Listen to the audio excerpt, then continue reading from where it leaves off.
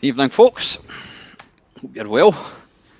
This guy doesn't need any introduction. Trev's story did say that were you going to be your usual, what was it? Was it miserable self? I can't remember the exact phrase that he used. And I says, well, there is only one Lukozer, isn't there? Yeah, I think most people are quite grateful there's only one of me. So the what was that description? Somebody described you as the Jeff. What was it again? The Jeffrey boycott. Oh, yeah, the Jeffrey boycott. YouTube. No, it was the Jeffrey boycott. Well, actually, it was. I combined two comments left. The first one was, the Jeffrey boycott of gaming, and I think he was trying to insult me with it, but I absolutely took it as a compliment because I'm a big Boyks fan, so I was like, fucking yeah, I'll have some of that, and I decided to adopt it. And then later on, quite a few years later, someone then described it as the Charlie Brooker of gaming, and I thought, well, no, not really, because the Charlie Brooker of gaming is Charlie Brooker because he's a big gaming fan. So, I thought, fuck yeah, I'll go along with it.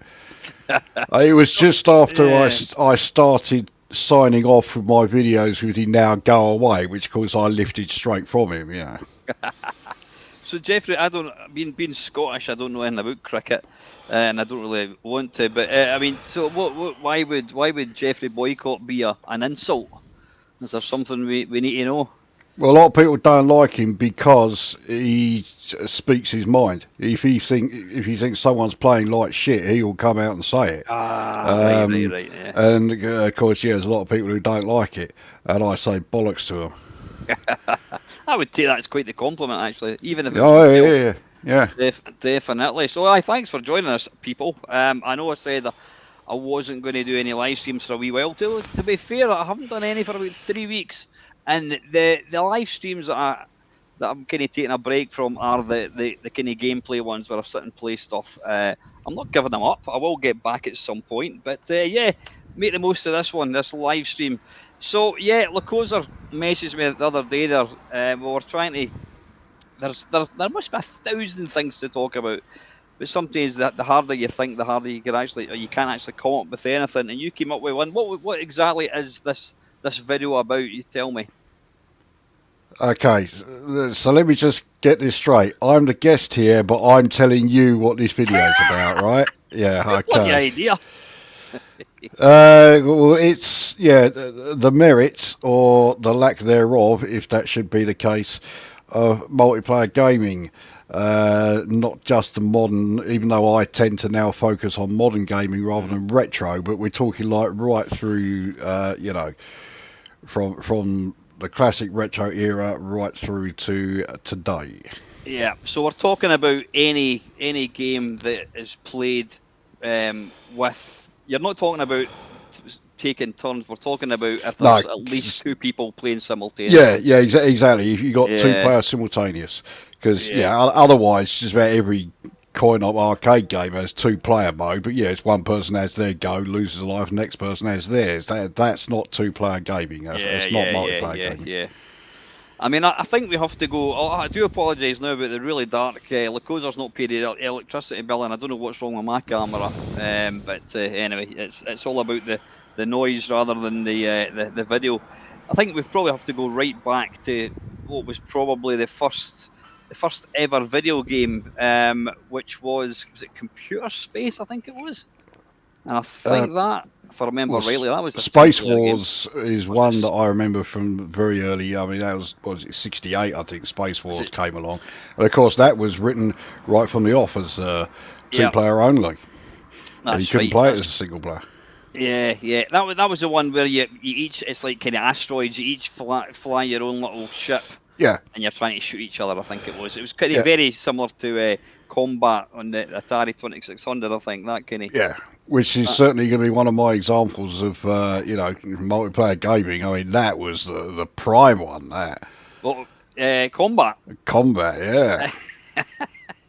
I mean, it was the game that came free with the VCS for a long old time. It was the one that I got with mine. And, every game was two-player only, which was fine if you had pals to play with, but I suppose, well, I suppose back then, yeah, when you were a kid, you would have had pals that were going to play with you. I mean, so Yeah. what do you think was the reason? I mean, when you think of the early games, you've got Space War, whatever it's called, you've got Pong, two player. Do you think they were one? Do you think they were two player because they hadn't kind of figured out AI suppose? Yeah, Would that be? I'm pretty sure that is it. It was just so much easier for them to make them two-player rather than, try and do something like programming in a computer control thing. Yeah, I mean when you consider how far back we're going here, Hmm. yeah, it was pure down to the ease of coding rather than anything else. I'm just thinking, do we talk through from the start up to present day, or do we make it easier and we talk about the pluses and minuses of multiplayer? Which I think is easier. I don't give a toss how we do it. we'll just wing it. So yeah, I mean, I suppose yeah, I mean the very early arcade games, even stuff like was it all the what do you call it? Like Atari Basketball. That was the one. I don't know if you remember that one. Yep, I remember that one. I think you looked. Was that always a cocktail cabinet? I'm not sure you kind of No, looked down in it. we had stand up cabinets of that down here in Yeah, Southend. It and was that was black the and one. It white was screen, wasn't it? it was the trackball, wasn't it? Yeah. And yeah, the It two wee was a players. big, heavy fucking metal Uh, trackball as well. It took some shifting, that thing. so I mean, what was your kind of thoughts of like early arcade games that were two-player only? I mean, Well, I mean, when you're going back that far, I mean, I was only a fucking young'un then. So the only times I would go down the arcades is if my dad was taking us down there. mm, And he didn't play those games at all. So I didn't really get the chance to play any actual, dedicated two-player games because it was always just me playing them. So even though there were plenty there that caught my eye, I never did play them. aye, Not back then. Obviously, later on, yeah, that was a once you different had to be, matter. yeah, a bit older. Yeah, I mean, I can remember. I'm trying to think of when would it be. Yeah, when we used to go down our annual camping trips down to Essex, my dad would stop at the services.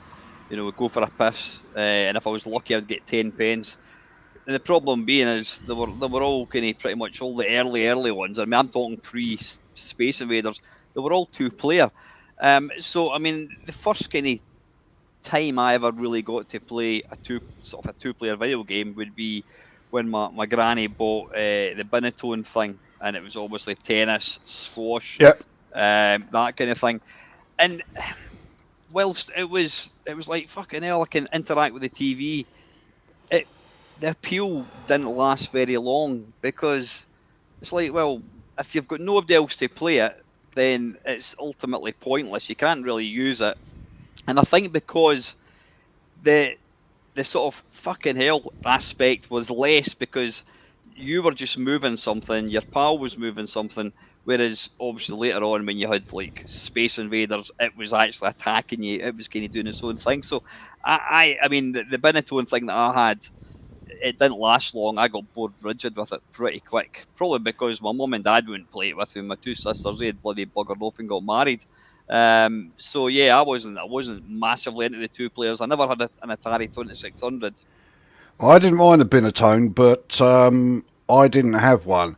So the only time I played here, a school friend of mine who lived just down the road had one. So of course, every time I was playing on with a Binatone television game, I think they were called, weren't they?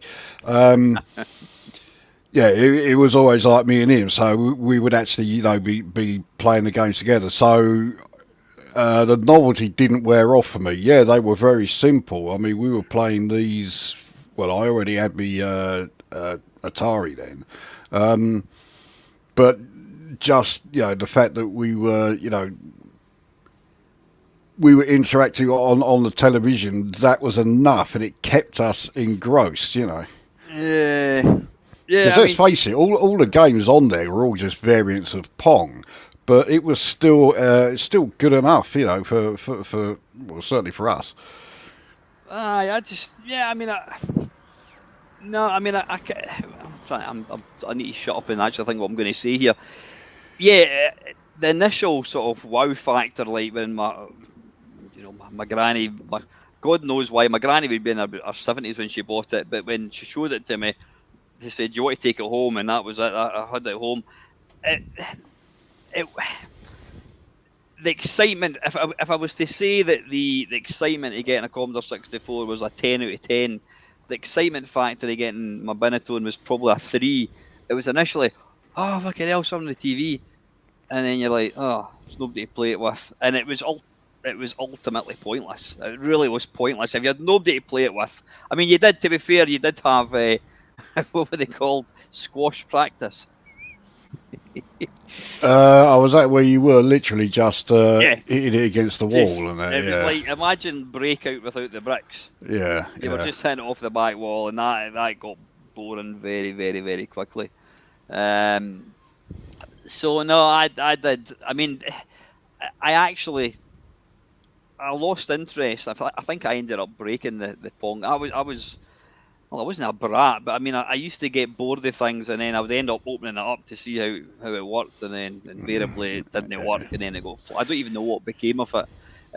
But after Pong died a painful death, I never really, I didn't say I lost interest in computer games, but I kind of just sort of like forgot about it for a while. So it never really it never really impacted me probably the way it did with yourself. Well, I'll say it helps that I had someone else there to play the thing. I mean, I never had that problem with the Atari VCS. We were constantly always having people wanting to come over and play on the Atari. So, but then of course we also had certainly several games where we could play single player anyway. So, but I always thought the Atari came into its own when it had the two players, especially two players simultaneous, and of course combat being the prime example, and of course Space Invaders itself had two player simultaneous. So we were playing the game that was like the big thing in the day, and we were able to play it at the same time. It was like absolutely unheard of. Couldn't even do that on the coin-op version. I think was it like 112 different games or something. Was it fat? Like I think you had bigger bases, bigger. Your actual spaceship would be fatter or thinner, and then you had invisible. And was there not even one where like everything was invisible? I think there was the invisible aliens. There was also one where their shots wouldn't come straight down; they were like zigzag all over the place. So, I suppose you could say there was. I can't remember exactly how many variants. I know it was over 100, but it was like single player version of this thing, two player version of this thing. The easy setting, small base of this one, the difficult setting, large base. So it was a bit. It was marketing guff for a lot of it. Did you play every single version of the game? Oh yeah. The Invisible Aliens one was actually my favourite. Did it actually give you an indication if you hit something apart from when you shot it, the screen would flash and you could see the shadows. Right, you'd get them briefly. Yeah. So I mean, the early arcade games, the very early arcade games were mostly two player. Though saying that, I remember what was the game Sprint. Do you remember Sprint? Yeah, I remember that. That was great. With the black and white cars. Yeah. I think there was. Yeah, I mean that had like AI. Obviously you could play two player again as well. So obviously you could play four player on that one. That's right. You could. Yeah. You could actually. There was, I forget which arcade it was, but it was certainly one of the arcades down here had the 4-player one. Fucking enormous cabinet for it, it was great. When you're like 6 or 7, it's like, oh yeah, I'm driving a real car here, Exactly. My memories of Sprint was, I said I didn't have any arcades near to me, but there used to be a travelling circus. It was a travelling fair where they had the dodgems and all that bollocks, and they always had a little arcade, and I always remember they had had sprint, and me and my mate would spend half the time just looking on the ground to see if we could find any 10p's to get a shot of it. Yeah, yeah. So yeah, and obviously, Space Invaders came along, and I think in the arcades, the two players largely disappeared. Do you think? Am I imagining that it did become more I mean, to a degree, it did. And then suddenly, from nowhere, they all started coming back again. I can never remember the name of it. I think it came out in '86 to tie in with the World Cup. You had that football one, which was top down. with the trackball. Yeah. Yeah, Tekken World Cup it was called. Oh, is that what? Yeah. But that was really big down Southend. Every arcade you went to had it, and it was always like two players playing it. But that one, it was optional. You could play single player version as well. Yeah. And no, go on. No, I was just going to say, they had that when I started college in Bathgate. There was a wee kind of local arcade, and that used to have that, and you ended up with fucking really, really sore wrists playing the damn thing. It depends on how long. I mean, because I think when you were doing 2-player game, it was like 20p a credit or something, and every time you put extra credits, it put extra time in. There was one time I was playing it with I can't remember who it was now. Anyway, one of my schoolmates, and we put in enough credits so that the game lasted half an hour, and yeah, we were arms were fucking killing us by the end of it.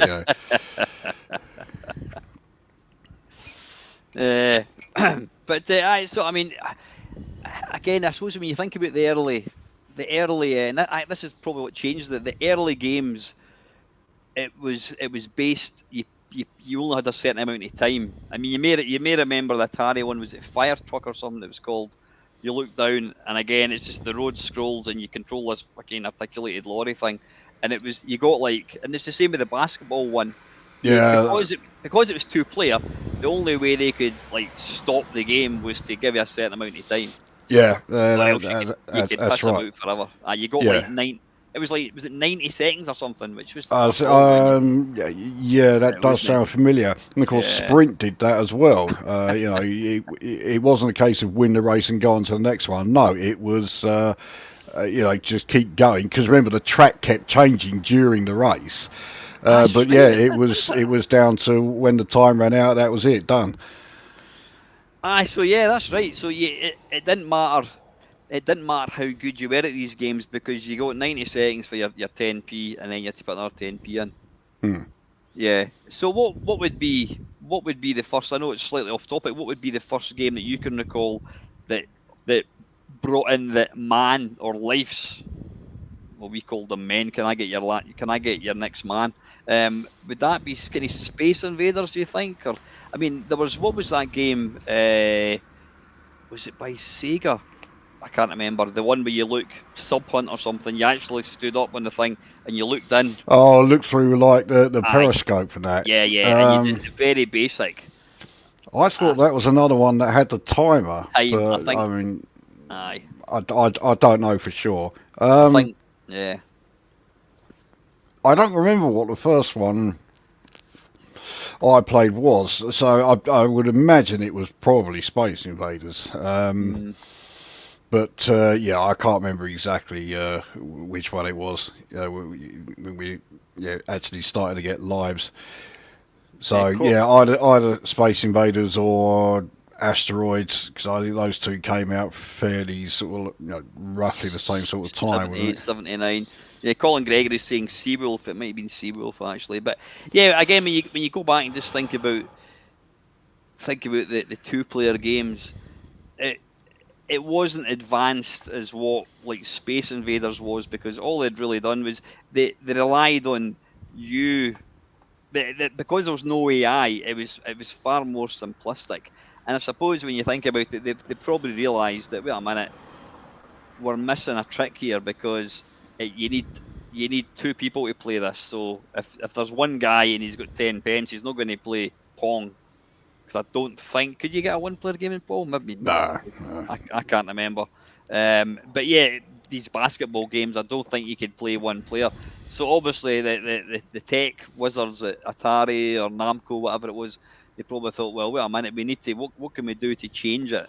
Let's make the game one player only, and let's make it that it gets harder and harder and harder, and they're going to be more inclined to to put extra money in. Well, they got the idea from the pinball machines, didn't they? Because, of course, with that, yeah, you did have That was life, lives, wasn't it? so to speak. Yeah, so that was where they got the idea from, and then they decided, yeah, okay, let's, instead of just having the timer, let's implement the lives and that. Okay, it means that if a player is good at the game, we're not going to take as much money. But there are going to be plenty of people who are shit at the game, and they're probably not even going to last the 90 seconds that the old, countdown would have been. Aye. There you go. They end up pouring even more money in than before. So it kind of, well, actually, it more than balanced it out. They did take more money as a result of getting the, having the lives implemented instead of just the time. Yeah, yeah. So, okay, moving on. I mean, obviously the Atari 20. We've already discussed Pong. I mean, you had these things up there that I've got, all these little LED things. They were all kind of one player. Though some of them were actually two player, like Yeah, the I one had a was called couple of two-player ones. Yeah, I had. Kevin Keegan's Soccer or whatever it was called. Oh yeah, I remember. Yeah, there was a football one. I think it was called Striker or something. The one I remember that was just LEDs, so wasn't it?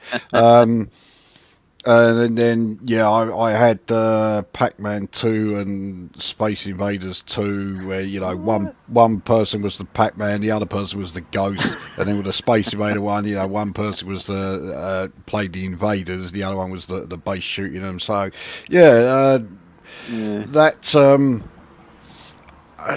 I mean, I did like the old electronic games back in the day, but I don't really have a lot of nostalgia for them now. Apart from maybe Firefox. I mean, that was always fucking great, that one. But Yeah, well, I've got that one there. I mean, they've been sitting up there for God knows how long. I never actually played them, but there's something nice about, you can there are emulators to play them, but it's just the physically holding the thing and listening to the noise and all that kind of stuff.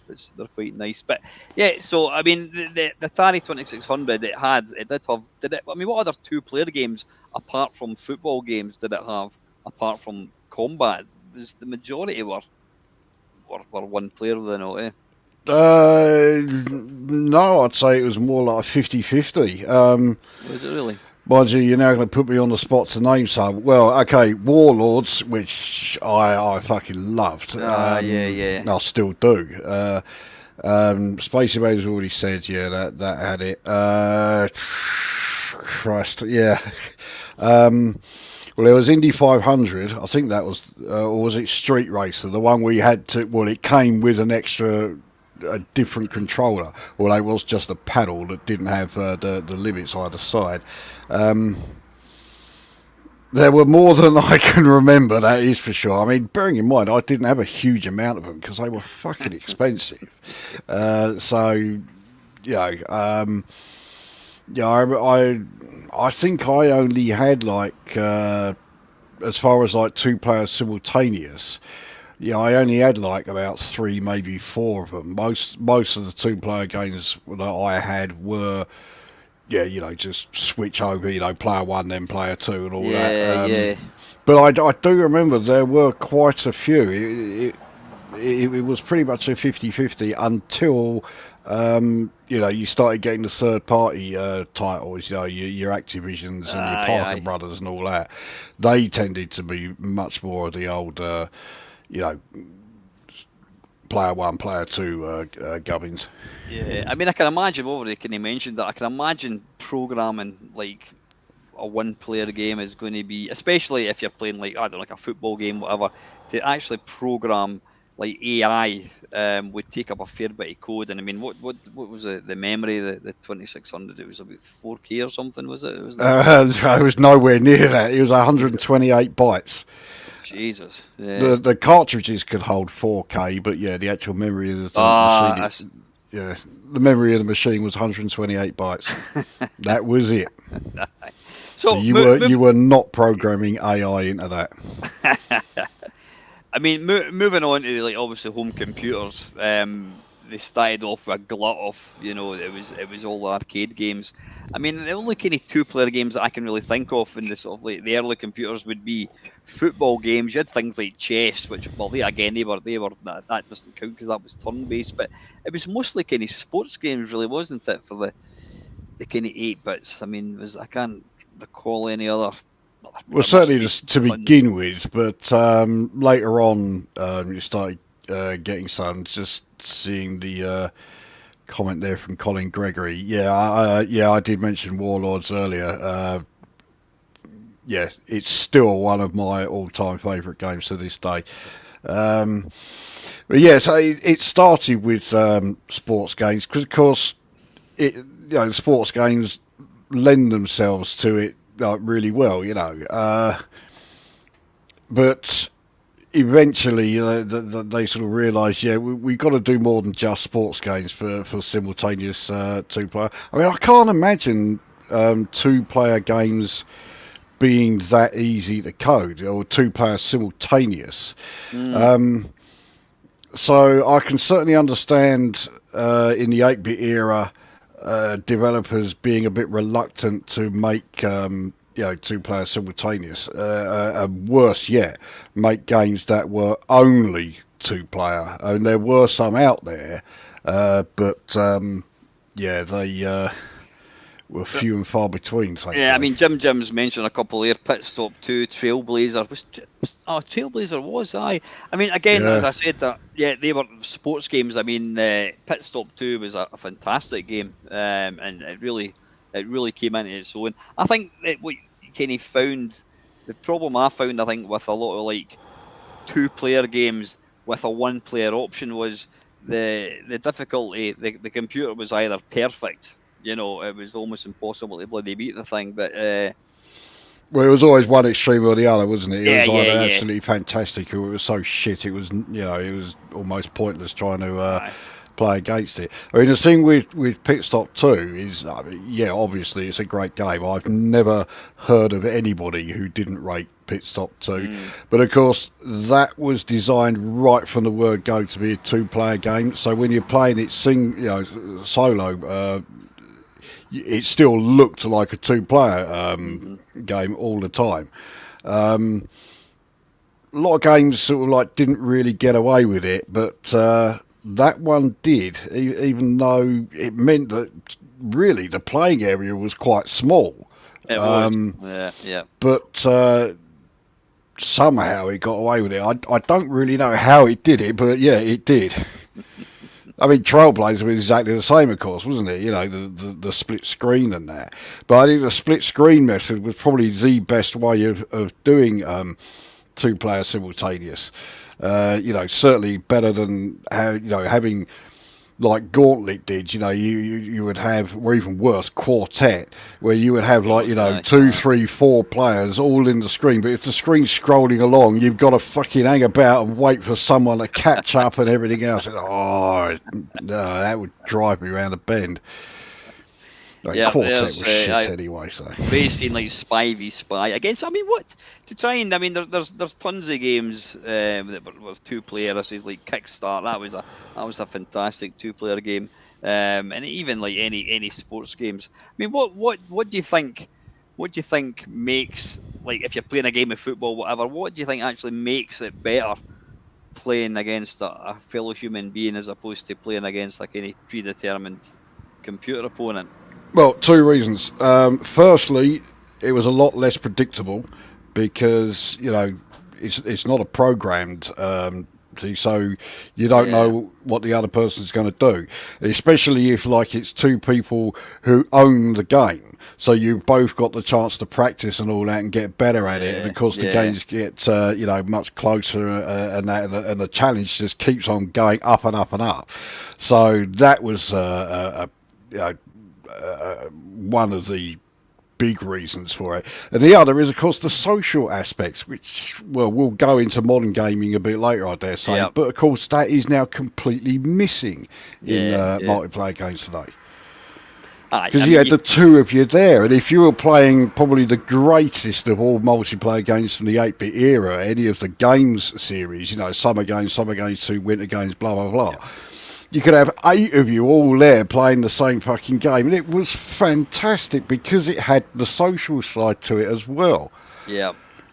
That's the thing. I mean, it became playing these games almost became like a sport in itself. I'm not comparing football with real football, but the fact that you're both playing this you're playing a game within a controlled environment, it became very competitive.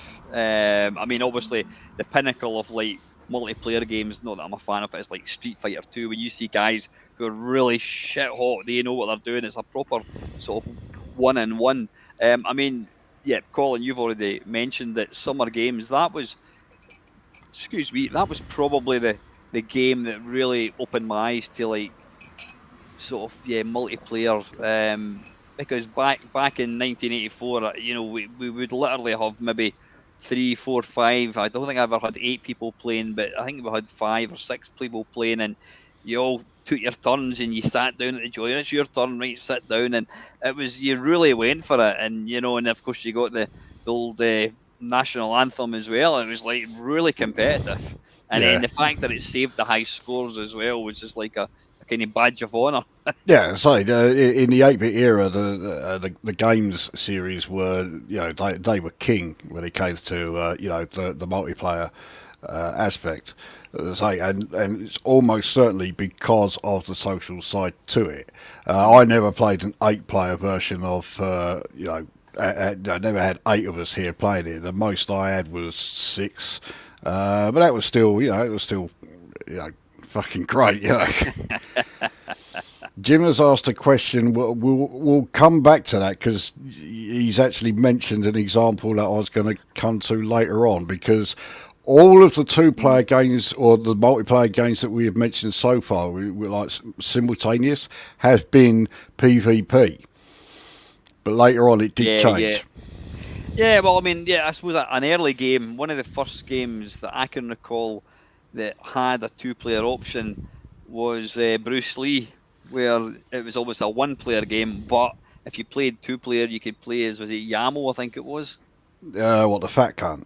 Yeah.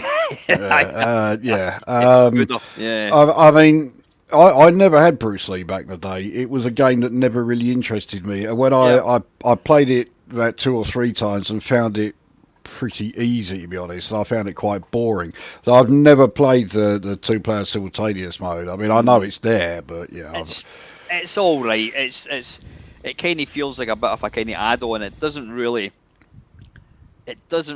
bring much to the table, if I'm being honest, because the whole point of Bruce Lee, it's a flick screen, get to the end, whatever it is, and instead of having a computer controlled baddie getting in your way, it was your mate that was doing it, and it was just, yeah, it wasn't brilliant. Yeah, the I mean, vast majority of times that game got played two-player, it was so that the other player could just piss off out the way and let the first player try and complete the game more easily. Although, to be honest, if you needed help trying to get far in Bruce Lee, then video games were not for you, you know. well, see, that was one of the first games I ever completed, and I was really stupidly proud until I realised it's touted as one of the easiest games ever. But anyway, yeah. I can beat that. I've never got close to completing Commando on a Commodore 64. Seriously, Seriously. did you actually play it a fair bit? I mean, I didn't own it, but I did play it a reasonable amount, and yeah, never got anywhere near completing it. Yeah. Apparently, it's so piss easy, people can clock it about 12 times before losing their first life, you know. Well, makes me feel much better. I mean, but one of the games. I mean, one of the games that we became utterly addicted to. Me and a guy called Robert. I don't know where Robert is. I don't even know if he's still alive. He was a guy at school. I wouldn't call him a mate. He was just one of these guys. We kind of hung about together, and it was sort of. I just got my Commodore 64. He was kind of older looking. He used to go to the pub when he was like 16. He used to smoke. He used to drink, and yeah, I got the Commodore 64 and I got a pool game, and this was like fucking hell. It was Hustler by Bubble Bus, which when you look at it now, it's bloody awful. But this, as far as I was concerned and Robert was concerned, this was I had a pool table in my bedroom. You know what I mean? That was like, it was as good as this.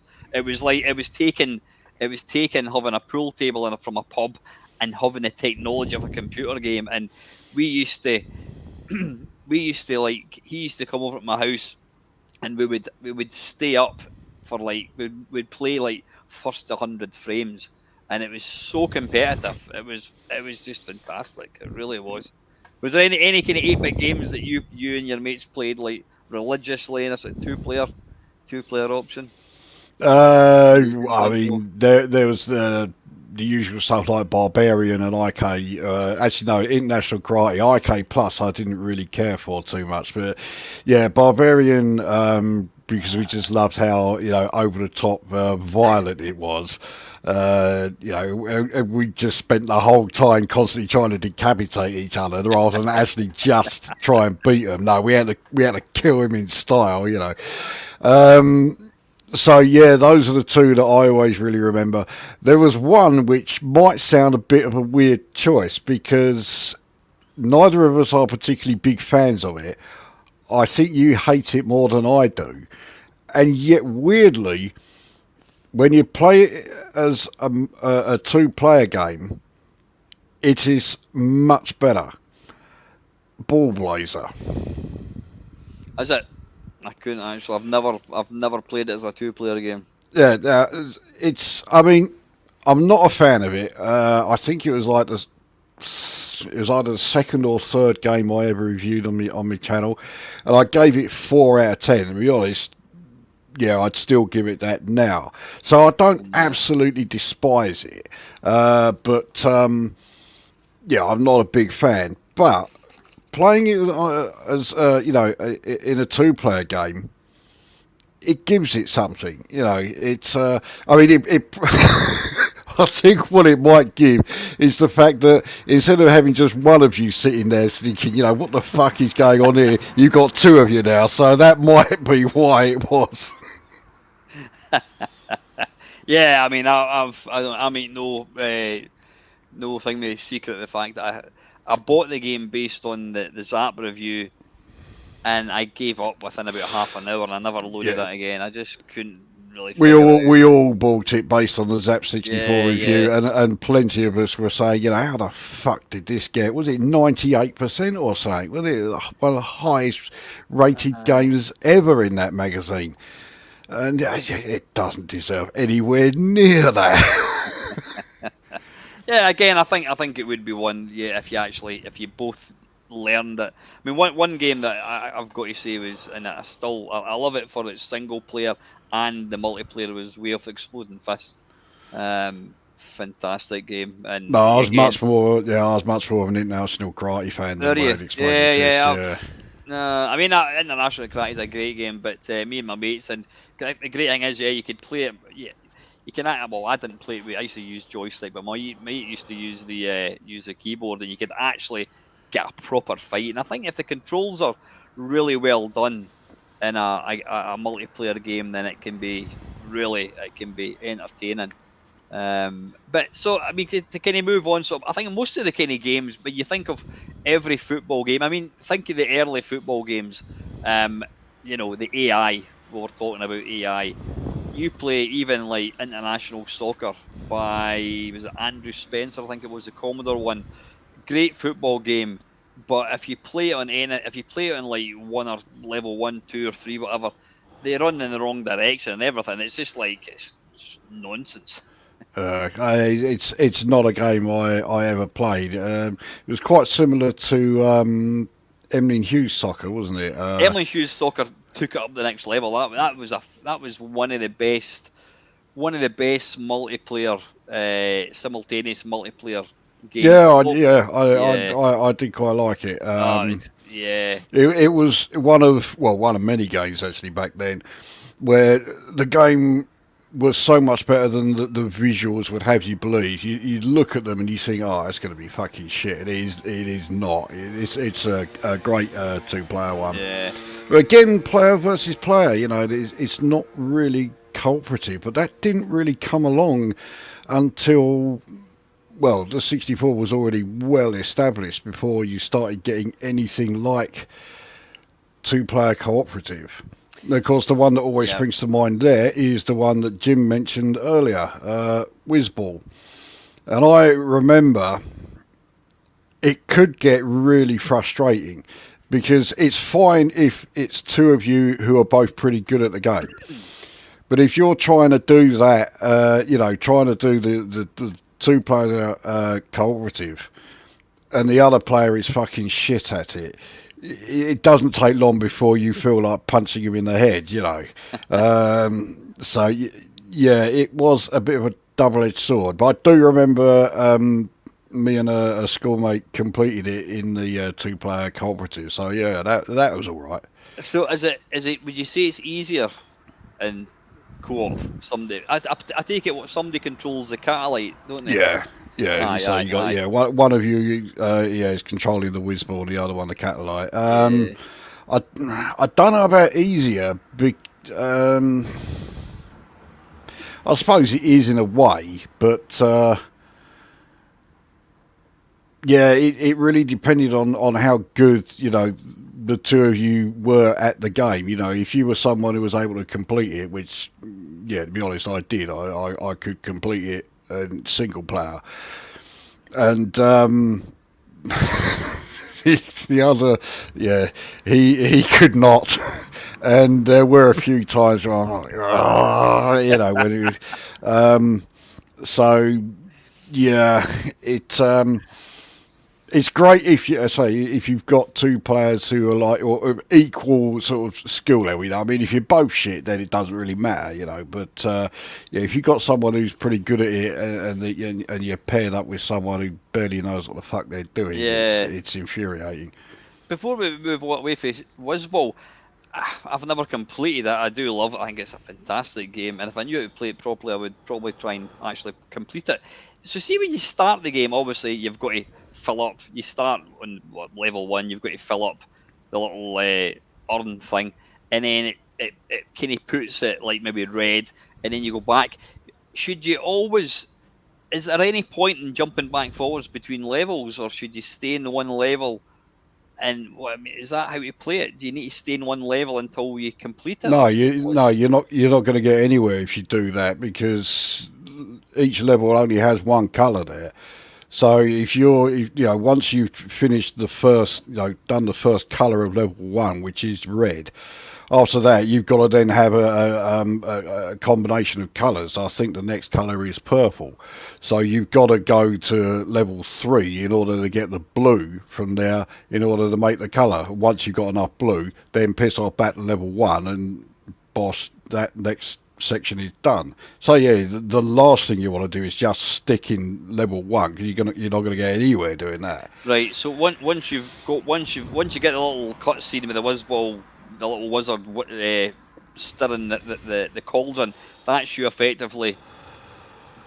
I don't know. I'm trying. Yeah. So once you've got that bit, you don't really have to go back to that level. Is that correct? No. You each level needs 3 colours to be finished. Yeah. So once you've done the first part of level 1, okay, the first part requires red. Well, all of the paint in level 1 is red, so you can just stay there then. Once you've done that, the next colour there is, say, it's purple. So you need to combine red and blue. So you've got to go to level 3 in order to get the blue, and then come back to level 1 to get red again. Right. I forget what the third colour is on level 1. I think it's something like cyan or something. It's a real sort of like gaudy third colour. You've got to keep switching between levels all the time. Have you done a video on it showing how to play it? Oh, years ago, yeah. I did the 64 version, the Amiga version, and the PC remake. So yeah, I done 3 of them. Did it ever come out for the Spectrum? Yeah, it was Did it? shite. Yeah, I can't even imagine what it would look like in the Spectrum. Bloody hell. yeah, it was fucking awful. Uh, The Amstrad version was worse because the Amstrad version was flick screen. oh, was it really? I'm just going to take a wee note of that. Whizball. I'll need to have a wee look at that one. Yeah, of course we can't move away from the 8 bits without saying one of the best multiplayer sports games on the Commodore 64 was Rocket Ball. Yeah, I've been trying to remember the name of it Fucking actually brilliant because game. That's a great the game. only drawback with Rocket Ball is it's 2-player only, No, which it's not. is. You sure? No, 1,000,000%. No. You can. It's You've got I think it's 5 computer levels, and you've got it's 1 player as well.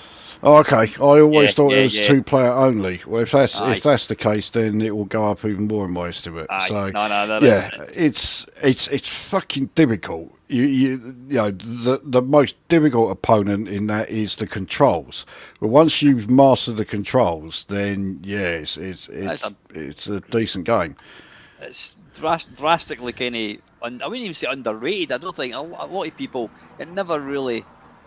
I don't even recall seeing it getting a review. It was one of these games I got a copy of. Well, it was relatively early, wasn't it? I think it came out before Zap came along. I think it must have been, but yeah, it's an absolutely fantastic game. But yeah, it definitely does have 1 player. I can't admit this one game. In fact, it was a game that appeared in a recent video I put out. That was the year that was 1984, and another game that was really popular when computers came out was tennis games. And this game came along, Wimbledon 64, and I bought it. And it turns out it was 2-player only, and even with 2 players, it was fucking impossible.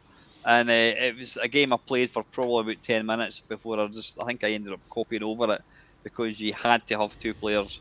They were obviously far too lazy to try and program artificial intelligence, but well, I can't say I blame them, but yeah, it is a lazy decision if you're going to try and publish a game which you're going to sell. You know, then yeah, you got to put it in. Yeah, I'm not familiar with the game, so yeah, I can't really say anything about it.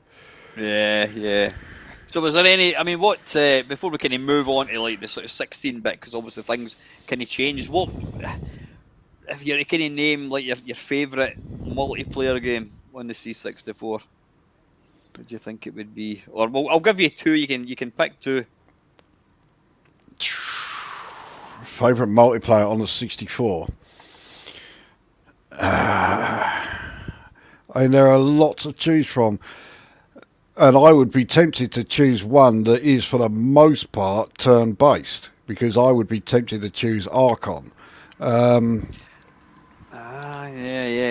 That's an absolutely awesome game. Again, that was a game that came out in 1984. Archon and what was it called again? Adept. Well, you had Adept, yeah. That came a bit later. Archon was a lot better than Adept. I did like Adept, but yeah, Archon was the better game. So I'd be tempted to choose that.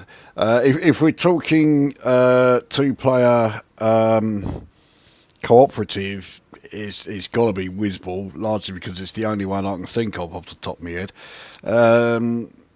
And if you're talking player v player, see, part of me wants to say Barbarian because I love the sheer brutality of it, but really, you've got to go one of the games series. So I'd say, oh Christ, it's between Winter Games and Summer Games. Summer Games just. Let me think. I think for I'd kind of be tied between for like player versus player. I would probably have to go for Emily Hughes Soccer and Rocket Ball. In fact, I think Rocket Ball would edge it. If you get somebody that can play it well, and I used to play a lot of it, it's a fantastic game. It's fast paced, brilliant. One game we completely forgot, and I don't even know how you would describe it, was Beachhead 2. Remember that one? Oh yes, yeah. I mean, it was player v player, wasn't it? It was never cooperative, but yeah. The problem I have with Beachhead 2 is some of the levels dragged on for far too long. And none of there wasn't really a sort of flow in the levels. They Yeah, were all like, it was almost just like a series of like 4 sub games. You yeah, know, they yeah. didn't have a great deal tied in with each other. So there were some aspects of Beachhead 2 that I liked, but I wouldn't say it was a great one. It certainly wouldn't be in the running for favourite multiplayer game. Yeah, I'm the same. I mean, I would say it was primarily a one-player game, but I suppose you could say it was quite good that they gave you the option for. It would be a bit like playing Space Invaders, and your mate gets to control the Space Invaders.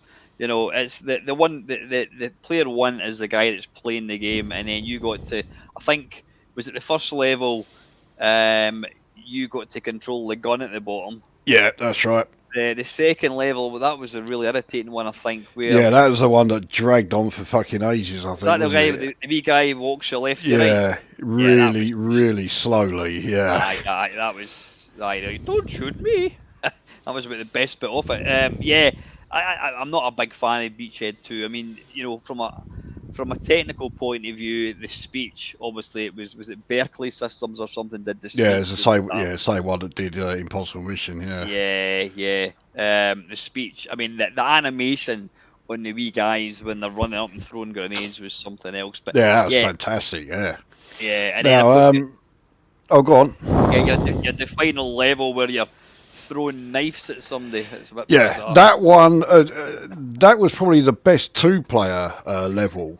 Uh, But, yeah, as a single player, it got a bit fucking tedious because, again, it just went on for too long. aye. It wasn't. It was as you say. There was no real. At least Beachhead, you could kind of. It was like connected bits, and the same with Radio over Moscow. But yeah, the Beachhead 2 was just. They were just. They didn't have any real. There was no common ground at all. It was just. You're playing a war game and you end up throwing knives at the guy. I mean, that's just stupid, you know. Yeah, yeah. Did you ever Now, play? Sorry, I no, just you go. Sorry. just quickly add a great two-player game which should be cooperative, but you didn't have to play cooperative. Coin-op and on the 64, we both forgot, and the Yarmo here has just mentioned it. Oh yeah. That's Wizards of War. Wizards of War. That's a fantastic. It's a good one-player game, but it comes in its Fantastic own. one-player game. It's a great Yeah. two-player game. And, so It's you're there helping each other out. And then if you decide at the last second, I'm going to be a cunt. you just, that's probably. Well, I mean, I've never played Wizzball 2-player, but I think Wizard of War is probably the best co-op game that I can think of. Though saying that, Emily Hughes soccer, you could play 2 players. You could have 2 people in the same team as well. Oh, did you? I didn't So know that. yeah, so you could just wee kind of pass across, another boy would hoof it into the back of the net. Yeah, that's a good shout. Wizard of War, again, it's such an early game. And do you know that there was actually 2 versions?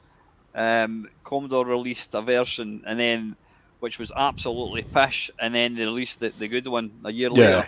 Yeah, there is Uh, quite a difference between the two. Because the good one is pretty much arcade fucking perfect. oh, it's something else. It is. The only thing it's missing is because the speech. Although if you had the speech synthesizer, then you even had that.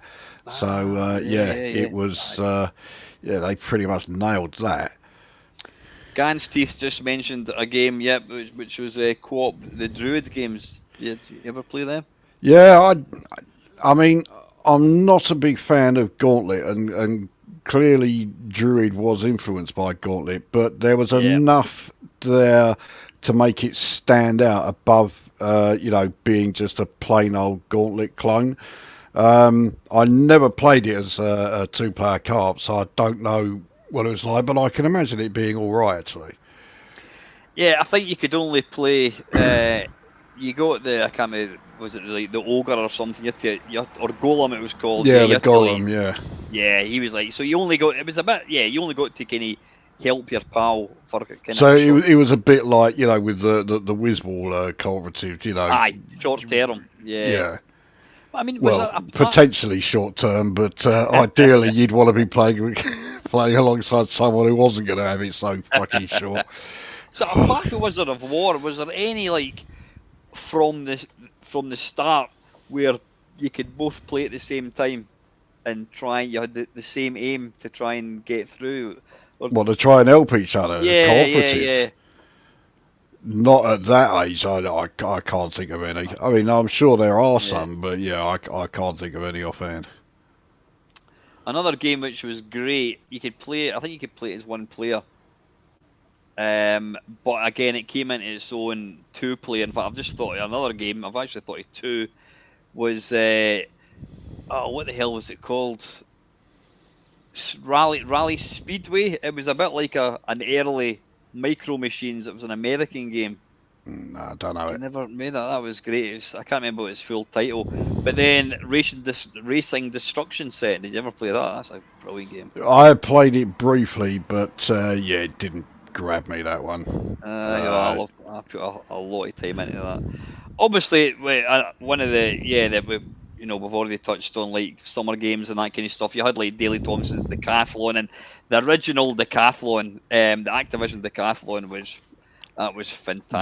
That was a much better Oh, multiplayer game than Daley Thompson's one. oh yeah, yeah, yeah, yeah. The Daley Thompson, yeah, the two-player mode. The second player only took part in the running events, so it was basically there to destroy your I joystick. thought Yeah, but you couldn't actually do anything when it came to the field events. it'd have been the easiest thing in the world for them just to allow you to both to have a shot. I don't know why they didn't do that. Yeah. There was another game I was going to. I can't for the life of me remember what the hell it was. No, can't remember. Right, we'll move on to the 16-bit era. I mean that obviously there was a lot more kind of two-player action with 16-bit machines. Why do you think that was the case? Why do you think there was a lot more games that allowed simultaneous two-player? Well, the machine was much more sophisticated. It had the available memory, it had the available hardware. It just made it a lot more viable. So, Yeah. I mean, it's not like two-player simultaneous was swamping the Amiga. I can't remember a vast amount of games other than the usual sports games and all that. And most of the two-player simultaneous ones that I do remember on the Amiga, I remember for all the wrong reasons. So maybe I don't know. Maybe you can come up with something that will refresh my memory. Because for some reason I've got Chaos Engine stuck in my head. I hated that game. Again, it was really a sort of Gauntlet clone, wasn't it? Yeah, but yeah, that's the one that. Well, that and Speedball 2, which I think's a fantastic game, and it is really really good as a two-player game. It's a superb two-player game. Because it helps if you don't think the game's absolute shite, which I know you do. I don't know. Again, you know what? It's probably just. I don't know why. I think my pals had all kind of moved away from computers, and I was, I had my Amiga. So yeah, I didn't really have I didn't have really any pals to play two-player games with. I think. I mean, did you play Speedball 2 single player, or was it always multiplayer? Oh no, I played both. I was Yeah. able to, I guess you could say, complete Speedball 2 because I was able to win the Division 1 title. So yeah, I played it enough to be able to do that. I suppose you've got to be fairly good at it to be able to do that. So yeah, I could play Speedball 2 pretty well. I always remember one two-player game I played. I'll spare the bloke his blush. He's actually no one because he's a fucking prick. So this bloke Mark, who used to hang around us, we did a. It was two legs. So like home and away sort of thing. The total score, he had something like 25 and I had 512. So I quite enjoyed that one. I'm kind of with you. Chaos Engine. Don't know. I don't know quite what it was about the game. I mean, it looked nice. I just never really got on with it. No. Was there any like kind of adventure type games, like real time adventure, where you could play like split screen or anything? Like either Beholder or that. Did that ever have any two No, player options? no. I think the only time you had anything like that in adventure games or role playing games or anything like that is you're going back to like MUDs, the old multi-user dungeons. They were in the 8-bit era, weren't they? So you had stuff like that, but I think as far as adventure and role playing games went, that was as far as it goes. I mean, to be honest, with role playing games, even today, multiplayer is not great. So when you're going back to 16-bit or earlier, it wasn't a genre that lent itself well to multiplayer instances. Yeah, Gan's Teeth saying there, well, Gauntlet 2, obviously that was multiplayer. Hired Guns, I do remember that one. Was that not, could you not have like up to 4 players playing that at one go? Don't know, I've never played it, so I Yeah, couldn't I'm tell you. sure that was kind of, it was a sort of it was a kind of real time adventure game, and I think it might have had the split screen. And again, I think with 16-bit machines, I mean, it was still primarily sports games, wasn't it? Speedball 2, football games. There was a plethora of sports games, most of which were absolutely shit. We can't not mention what do you call them? Sean Sutherland's games like Lotus Turbo Challenge, the first one that was great, and then you had things like what do you call it? Probably one of the best racing games ever on the Amiga was Skid Marks. That was awesome. Oh, I don't know about that being one of the best. It was all Oh, right, but it was one of those games where the published demo was better than the finished article. it was an interesting one. That could actually have a video all of its own. What did they do? I think I think it was that Amiga Power gave away a disc, and me and my mate played it, and then I rushed to the market and got a copy of it, and I was like, it's just not the same. They'd broken it. I don't know what it was. It's so I've played it since then, thinking, was it just me? But no, there was just something. I would actually like if somebody had a copy of the demo. I would like to try it because there was just something that's lacking. I don't know what it was. I can't put my finger on it. Well, It's a weird one. with a demo, the cars were smaller, which helped. It was a little bit slower, but again, I think that helped because it made the cars easier to control. And providing that you played as the white car, the other cars were good without being like fucking blow you out of the fucking sky good. The white car was always so useless. He was crashing on every single fucking corner he went to. So if you played as that one, then you always had a bit of a challenge. And okay, it only had the one circuit, but I mean it was a circuit that was in the finished game as well. The published game looked better, although the presentation was dire. I mean, I don't know if it was I don't know if it was an Amiga 1200 only game, but I did have the 1200 version. The presentation was fucking awful. Was it not written with like Blitz Basic or something? It was called? Well, yeah, it looked like it. Yeah, it was just like the regular desktop font and all that. and you're sitting there, and then suddenly the game just suddenly appeared. You Aye. know, it took fucking ages to load. Yeah, there was so much that because like you and a lot of people after playing the demo, I was like really hyped up for this. Like fucking yeah, I Yeah. really want to get this game. And when I bought it, I was like, is this it? It's you know, it was massively disappointing. I was hoping for so much better. It's an interesting one, yeah, where the demo lives up to so much high expectation, and then the resulting game just like, oh, it's fucking not as good. And if the demo had been like the resulting game, you probably wouldn't have got excited about it. Yeah, if the demo had been exactly the same as the published one, then I would have just thought, oh, it's not bad, but then yeah, leave it. Yeah. Is there any game on the like the 16-bit or even the 8-bit that you thought, oh, that would have been brilliant if it just had a two player option, like Probably simultaneous two-player? simultaneous two-player. Yeah, there probably is. Can I think of one off the top of my head? Give me a few minutes, I'll come up with something.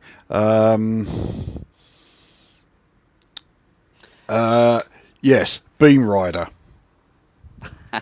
Now, you imagine that as a two-player simultaneous. Now, obviously, they would have had to crank up the difficulty, but yeah, I reckon that would have been fucking great as a two-player game. Yeah, that was something that you occasionally got simultaneously two-player shoot 'em ups, but I think it tended to be more like the consoles that really had that. I still play. I think Beam Rider would be in my top 10 Commodore 64 games. It looked shit then, and it looks shit now. So it's never actually. It's not like it's aged worse. It just looks as bad, but the playability is still absolutely top notch. I got no problem with the visuals in Beam Rider. Oh I no, think they're it's fine. functional. Yeah, it's Yeah, absolutely functional. It just, yeah, play with the lights out, pair of headphones. I can't wait. I wait to have a game of that now. Actually, yeah, I'll need to actually. How far can you get in it? I mean, it's a oh, quite an easy fucking game to begin with. yeah. It's got a really gentle sort of difficulty curve, isn't it?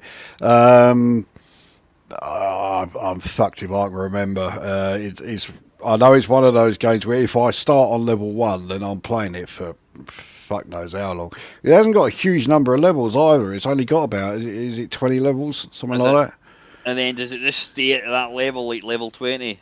Fuck Presumably, knows. does it? I don't think I ever got as far as being able to Yeah, complete all 20 levels, but yeah, I know I could get to at least level 15, so you know I could do fairly well at it. yeah. One game that I loved, obviously on the Amiga, was Sensi Soccer, and for whatever reason you couldn't. I mean, yeah, you could have player versus player, which was great, but it always cried out for two people in the same team, which they never done. I don't know I what the don't. I reason. don't think it's lacking anything for that. I mean, as you know, I'm very much in the kick-off two camp when it comes to Amiga football games. I much preferred Yeah, that to Sensible Soccer.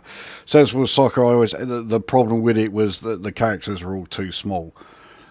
So you know, make the characters mm, just a little bit bigger. Then yeah, we're okay. But yeah, yeah. Kickoff 2 was my football game. Of course, there's one multiplayer game against sports on the Amiga that we've left out, and it's had a couple of mentions. Of course, the Formula One Grand Prix, which had a fantastic way of implementing its multiplayer aspect. You know, you each taking turns, you know, driving for a set number of laps. The best way I I never looked found at that. when you were doing that, make the race a lot longer than you normally would. So, say if you had like three or four of you there, and you would normally race. Well, if I was playing it single player, I think I always had either 33% or 50%. And in that case, you would then want to race 100% race distance and have it so that you're changing driver at least three times during the. Actually, probably you probably want it nearer like four, maybe even five times during each race. Oh, it's fucking great. So how did that work? I forgot about that. So you're taking part in a race, but you do so many laps, and then does it say hand over the joystick to your pal or something? Then Yeah, yeah. You got a countdown, and then the AI would yeah, take over, and then it would switch over to the next player, and yeah, it was a great implementation. interesting. Because the only other way they could have done it is, through like serial link or something, which of course was an option with the Amiga. Yeah. And I remember playing multiplayer games of Powerdrome, which I still think is a fantastic game. And I did mention you in that video when I came to that game. all right, Yeah, saying that you're the only person it's that a likes great it. one, and of course, yeah, you could actually connect two Amigas through the serial link and play multiplayer of that, and that was great. The only thing it was missing is when you were playing it multiplayer, you and the other player were the only two on the circuit. You didn't have any of the Right. computer controlled ones. If they Yeah. could have had the computer controlled craft as well as you two, it would have been fucking absolutely spot on. Yeah, Ray's mentioned one that I was going to mention. Yeah, Stunt Car Racer. I mean, it didn't have. Yeah, that was another one we used to do. Yeah, Yeah, I mean that's an absolutely phenomenal game, and again, that's one of the games. That's a game I still play to this day. It's a great game. Of course, made by Jeff. That was Jeff Crammond as well. He was the kind of yeah, king of the racers. I think what was his first one? Revs on the BBC. yeah. Did I think he also did the Commodore 64 conversion of it. The first one was okay, but when he did Revs Plus, that was much better. That is definitely the one to play. What's the difference? Controls are much better. The controls, it plays more like you're playing Formula One Grand Prix. It makes a big difference. So, yeah, that's the one to go with. There are other differences as well, but that is the big one for me. Yeah, yeah. Any other 16? So I mean, again, yeah, but I don't think the 16-bit era really introduced any extra kind of the grunt didn't really give any extra opportunities. I mean, it was still two-player games were still primarily football games, racing games. Obviously, you could get better looking graphics and that kind of stuff. I think, I mean, moving on to the kind of the PC, that was obviously when online. That's one aspect we've not really touched yet, is online gaming, where you're actually more than one person is playing the same game, but you're in kind of different rooms. So, I mean, Doom was that the original multiplayer game? You think? I don't remember Doom being multiplayer, but I mean, I didn't really pay a lot of attention to Doom back at the time when it first came out, so I'm not really the one to ask about Never that one. complete Doom at all, then? No. On the first Doom game, I have never even played, and I've never had any real wish to. Really? It has never grabbed me. I mean, I do like first-person shooters, providing they are done really well. I'm very fussy about first-person shooters, and Doom has just never interested me at all. Aye, no, I mean it was the kind of jaw drop game that I got to see in the what do you call it, in the PC. It was the reason I went out and bought my PC. It was probably the reason a lot of people went out and bought their PC. But yeah, I mean you're probably a bit late to the party. If you play it now, you think fucking hell, it looks a bit shit. But yeah, I mean it didn't have what you couldn't play it online. Sorry, I'll start again. You couldn't have two people on one computer. It had to be purely online. So I mean, what games in the PC really benefited from this the having simultaneous two players? Can you Well, think just of? about all of them, really, because they were. I mean, okay, they were taking advantage of the internet, but of course that's a real double-edged sword, because it meant that the social side of it went out the window, because you were no longer playing the game together. You were in completely different fucking houses and all this other, everything else. So yeah, with the social side gone, Uh, okay, yeah, it meant that you could implement multiplayer, games somewhat easily, I suppose, via the internet. But when you look at them today, it's always, like just swarmed full of people. You have no idea who any of these cunts are. As much as I like multiplayer gaming, I like it if I'm playing the game alongside someone I know. Yeah, Even yeah, if yeah, even if it's only like someone who has made a few comments on my YouTube channel, yeah, I'm yeah, still okay with that. But when it's someone I have never heard of, don't have the remotest idea that this person even existed until like a few seconds ago, I don't want to know. yeah, And I hate the way that multiplayer games today have really pushed that to the forefront. It's like, oh, you can meet new people and play this blah blah blah game with these people you've never heard yeah, of. I don't want to do that. yeah. Fuck off. Yeah. Now, I mean, I think, yeah, I'm trying to think what I was going to say there. Yeah, I'm completely with you. I think, I mean, like, obviously, if you were kind of moving ahead a wee bit here, I mean, I first kind of really embraced, like, online, well, it's probably my first experience of online gaming. In fact, that's not technically true, and I'll go back in a second.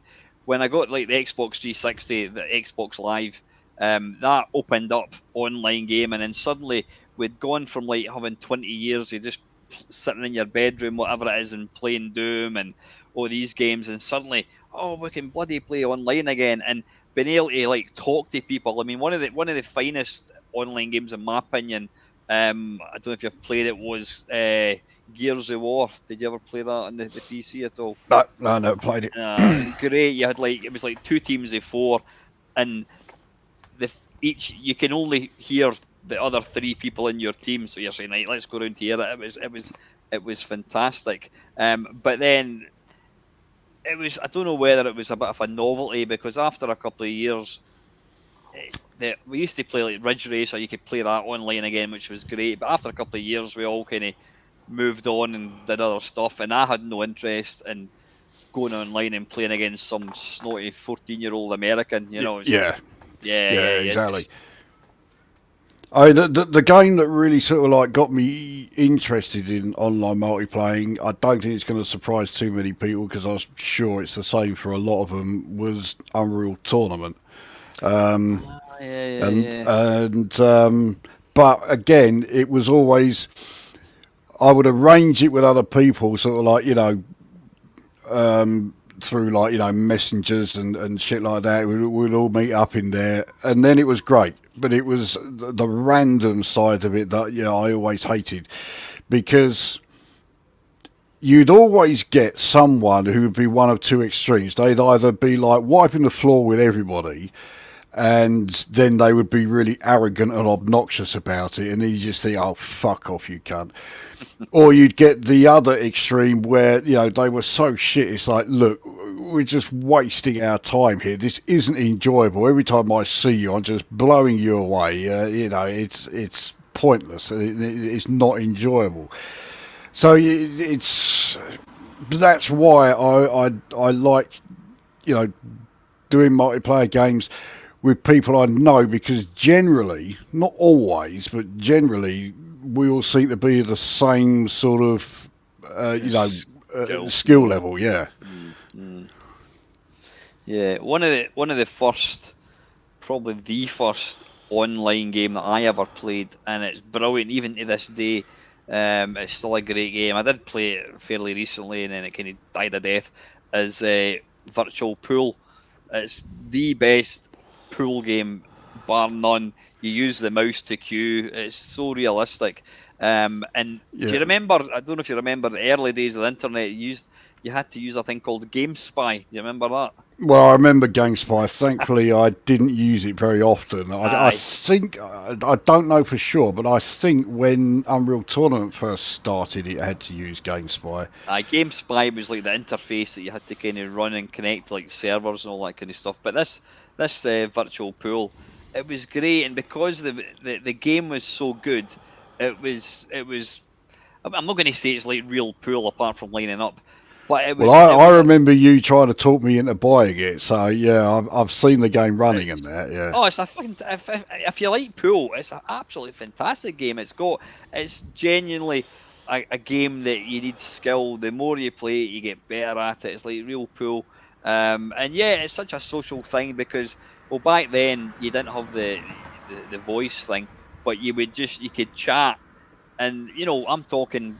What am I talking? I'm talking probably. Talking bollocks.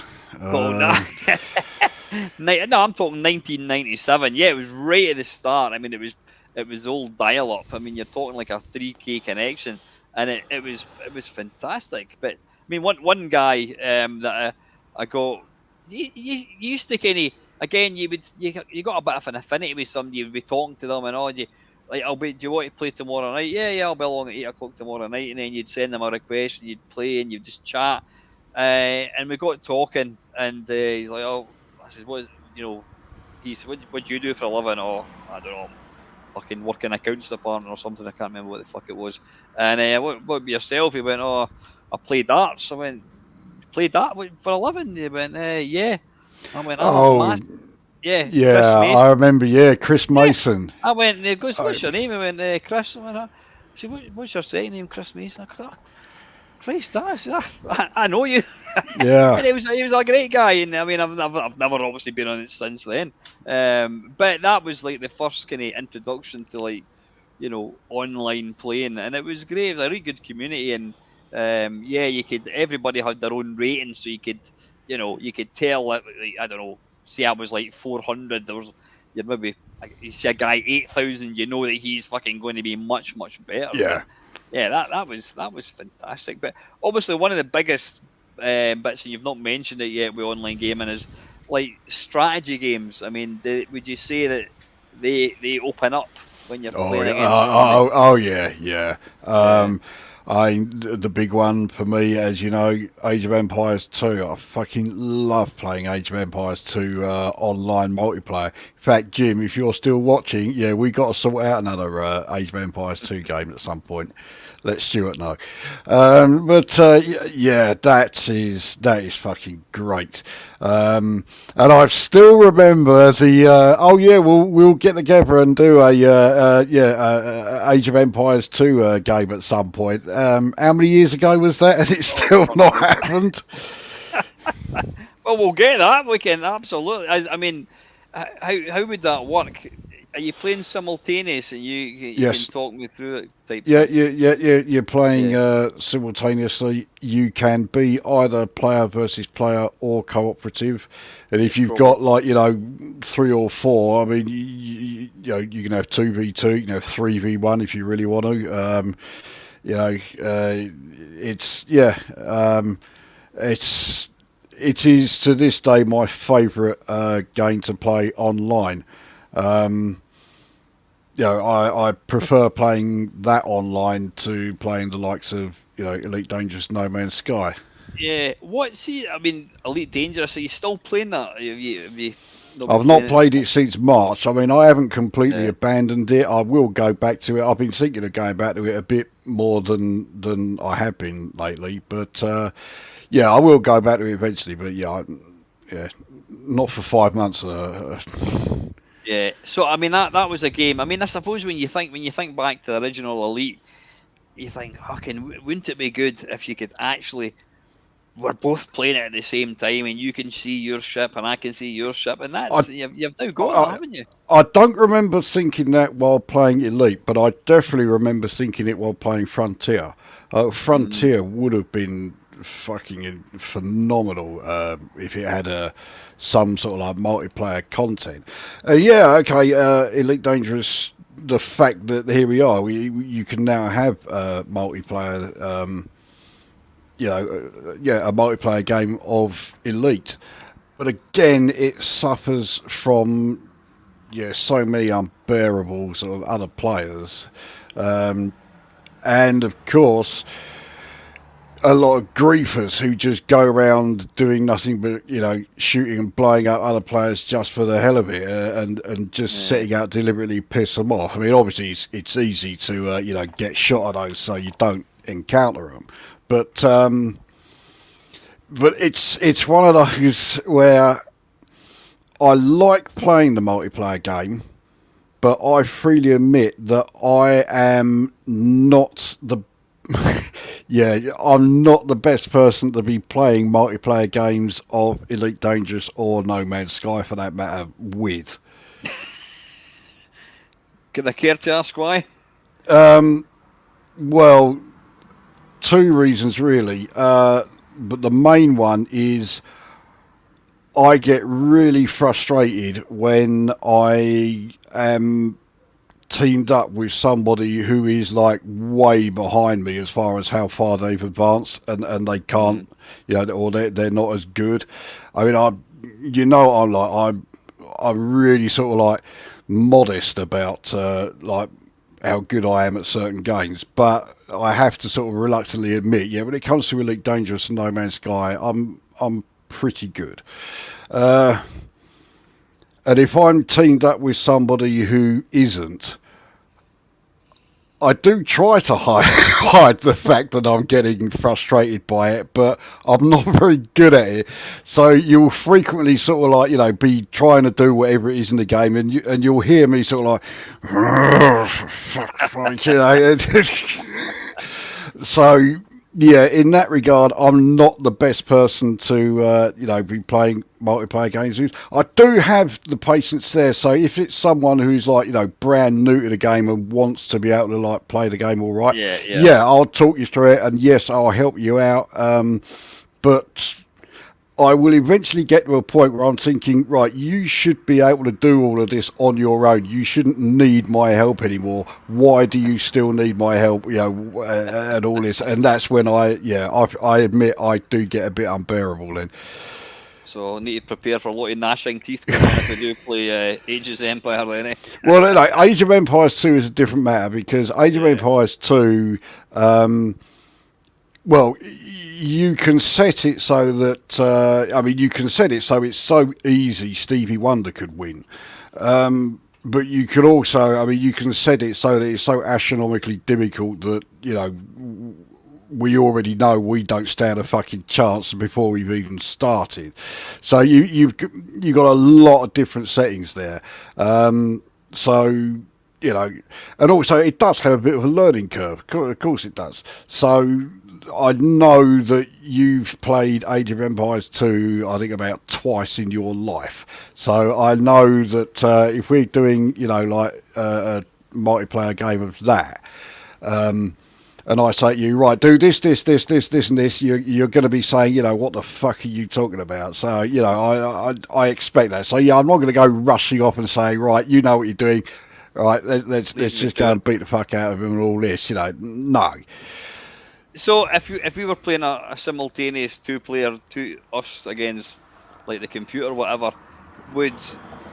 you're basically fighting. It's not split screen. You can both see the same screen, but I can see you and you can see me. Is that kind of how it works? So even if I was sitting back doing fuck all, it's still moving forwards because we're in the same. We're both kind of fighting for the same cause. Is that pretty much? You can set it so that it's like that, but you can also set it so that you can only see yourself, and you can't see anything I'm doing until you start straying into my territory.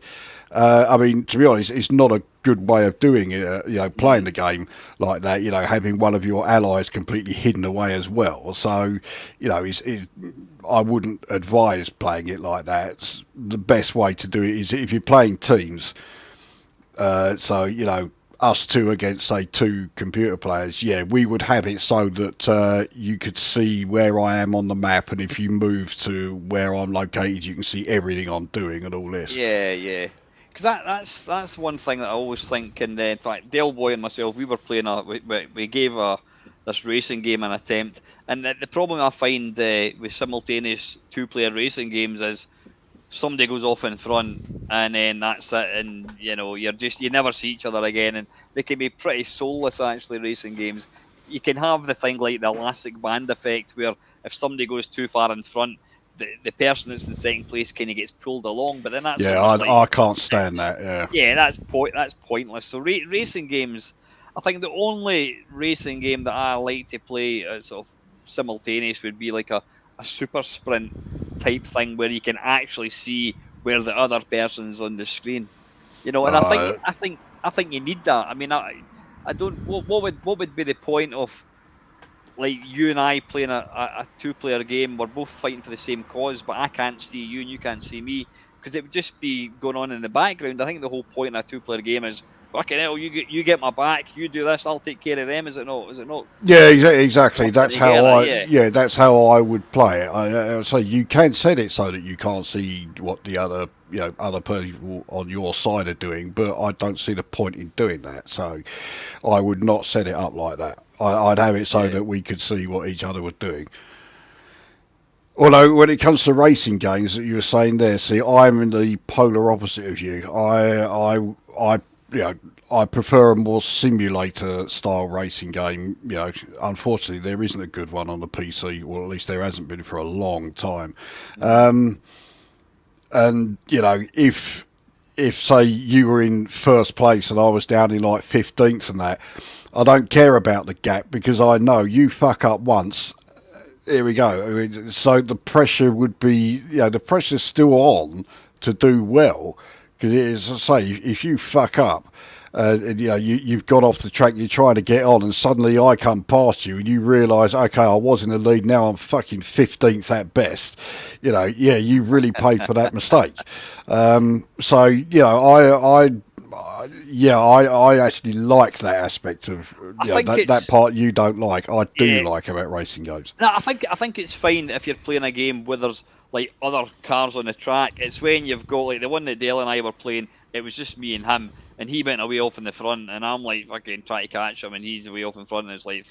Whereas at least if there's other cars in the front, you've got cars that are going to get in your way, and you've potentially got a chance of actually getting back into. Okay, yeah, no, yeah. I mean, say I'd be doing like Formula One, or a Formula One simulator of some kind, preferably not one that Codemasters and fucking Electronic Arts have butchered, But yeah, that would be like how I'd do it. So yeah, you're gonna have anywhere between 20 and 26 cars on the track.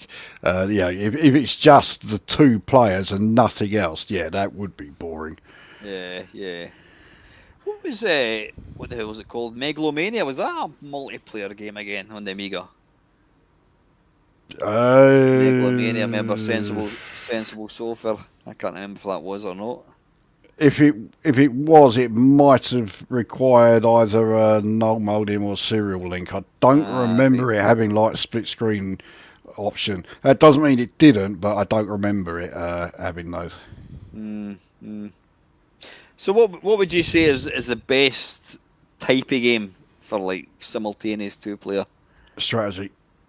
Real-time strategy, hands down.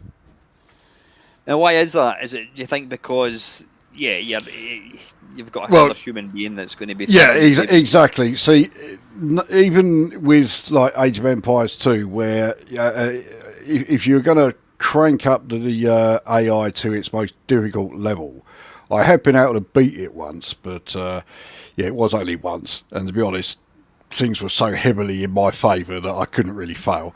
So even if you're playing the most difficult, he's still predictable. You know what he's going to do, and you know that he's going to start attacking you with everything he's got at a certain time.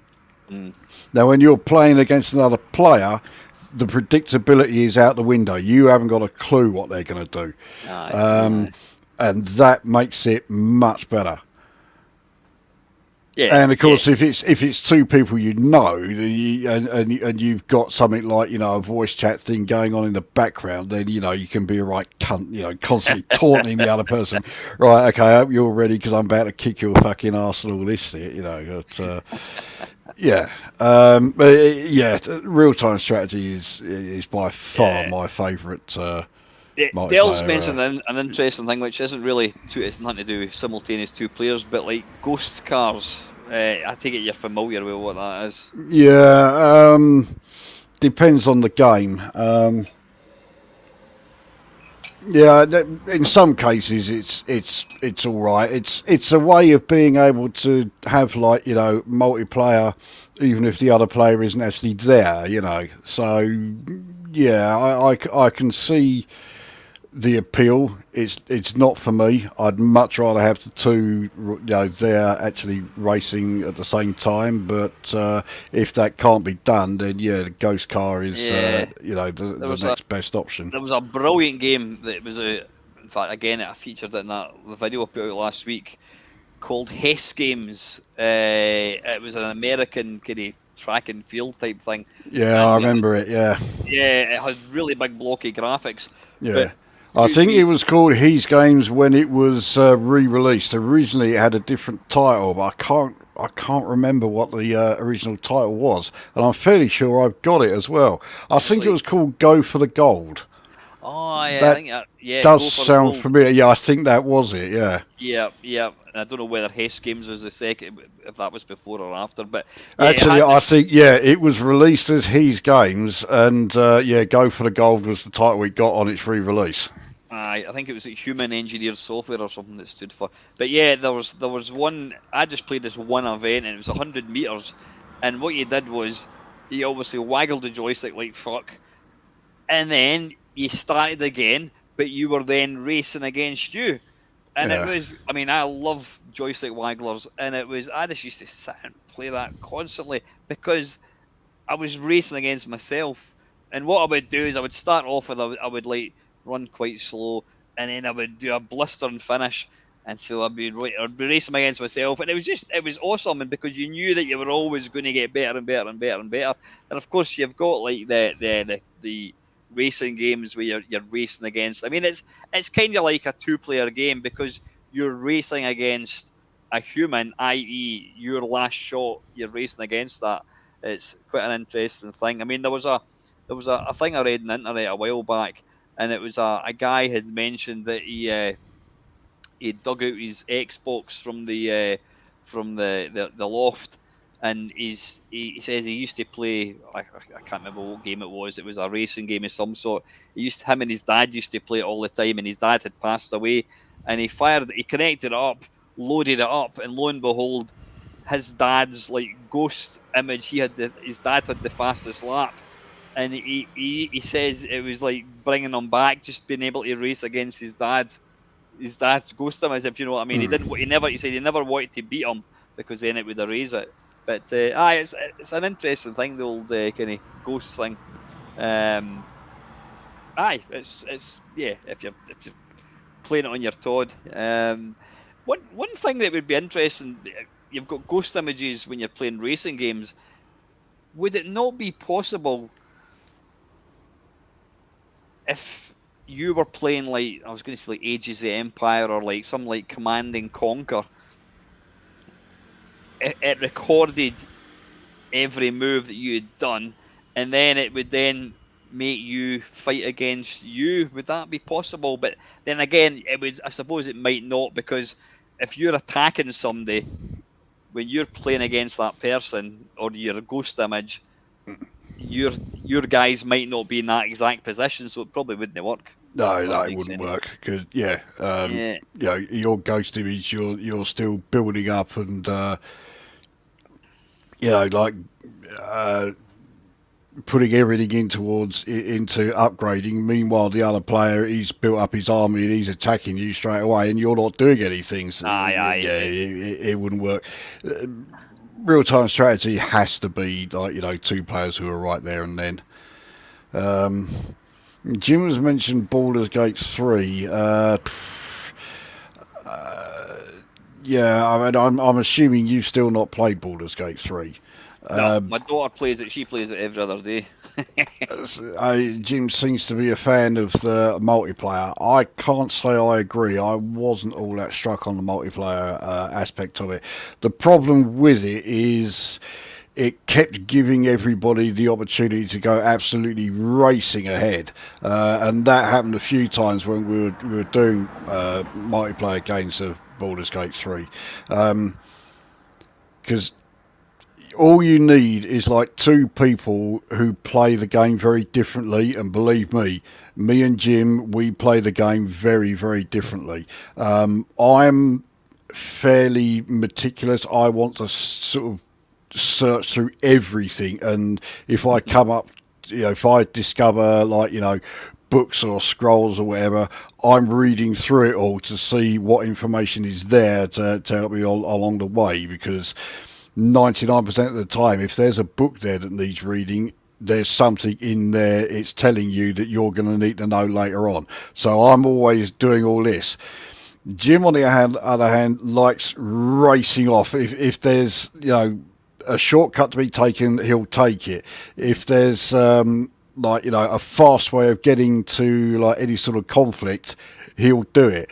So he's shot off ahead, and he's suddenly finding himself in some sort of battle against whoever, and I'm fucking miles back, in a totally different fucking town or something. And yeah, because the multiplayer allows you to do that, I don't think it really works all that well. I do like the idea of there being like multiplayer in role-playing games, and I think if they can implement it in a good way, it would be fucking great. But I don't think Baldur's Gate 3 implemented it in a good way. I think sometimes there's been games I can't actually remember offhand any example, but there's been games in the past where they've implemented two players and they just don't work. I think it's got to be a specific type of game for it to work. I remember playing a game years ago. I think it was on the PlayStation. Was it online? I can't remember. In fact, it might have been a one-player game. But yeah, I mean, I suppose like the ultimate multiple online game would be like a game of football where there's 22 people all playing.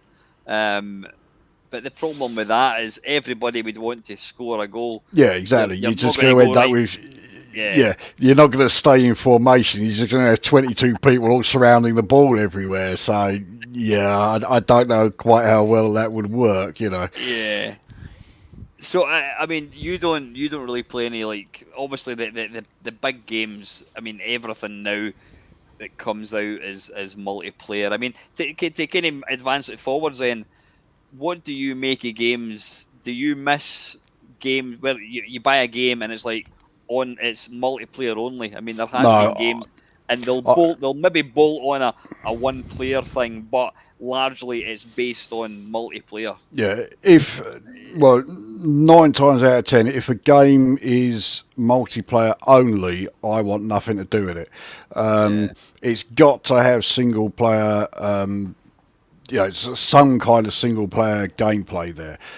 And when you consider that games like the 3 Unreal Tournament games, I'm pretty sure Quake Arena had it as well. They had the bots in there, so you could play it as a single player. So if those games could still be played as a single player, I don't think there's any excuse for games being released today where they say this is multiplayer only. Why? Why couldn't you put in any kind of single player aspect? That to me is just sheer laziness, and I hate it.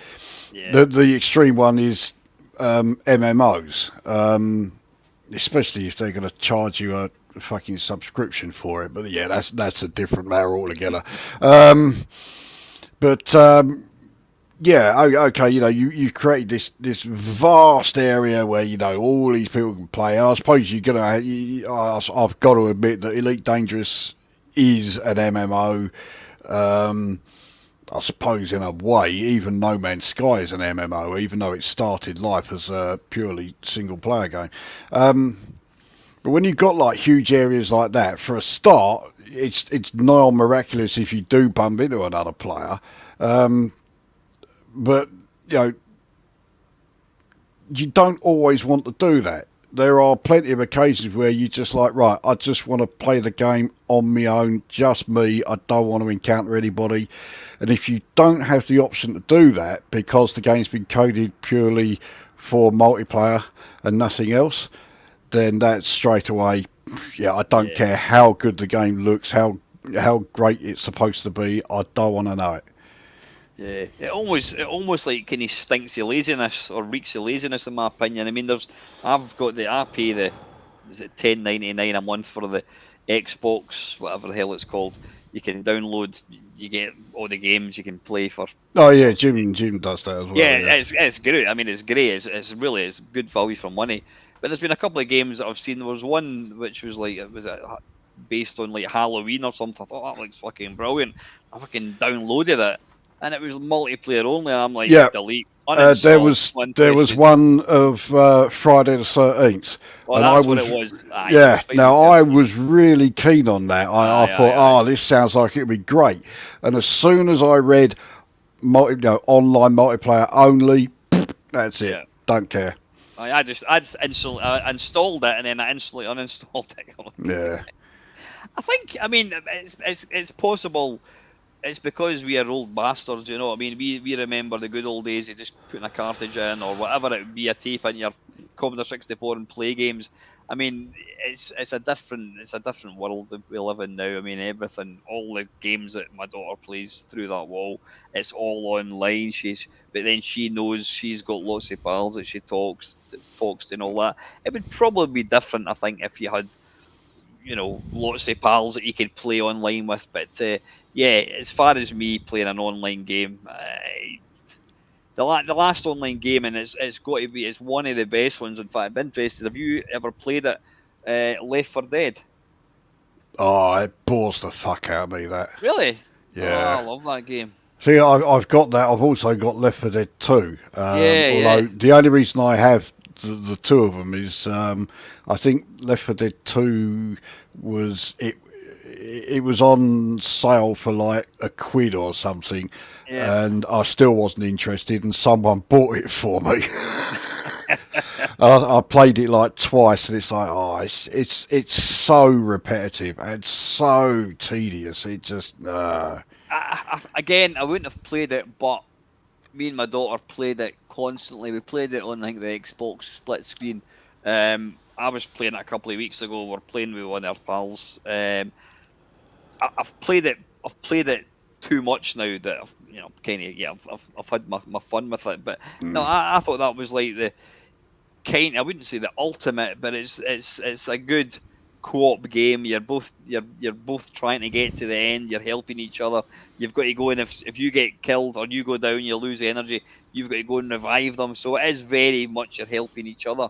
That's a shame. That's a shame. I thought we could But give that a go. if I was going to play a game like that, then yeah, I'd just play like a team game within Unreal Tournament or Unreal Tournament 2004, which is actually my favourite version of the three.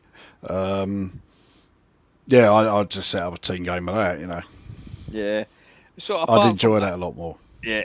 So No Man's Sky then that was originally a one-player game, and so Yeah, that was obviously originally going to be solo only, and everyone was crying out, "Oh, you got to make multiplayer. You got to add a multiplayer aspect to it, and blah blah blah." And in the end, Hello Games sort of caved into peer pressure and started putting it in, because the problem is you're trying to add a multiplayer aspect retroactively. It's fucking difficult to do, and to this day they still have issues with it. You know,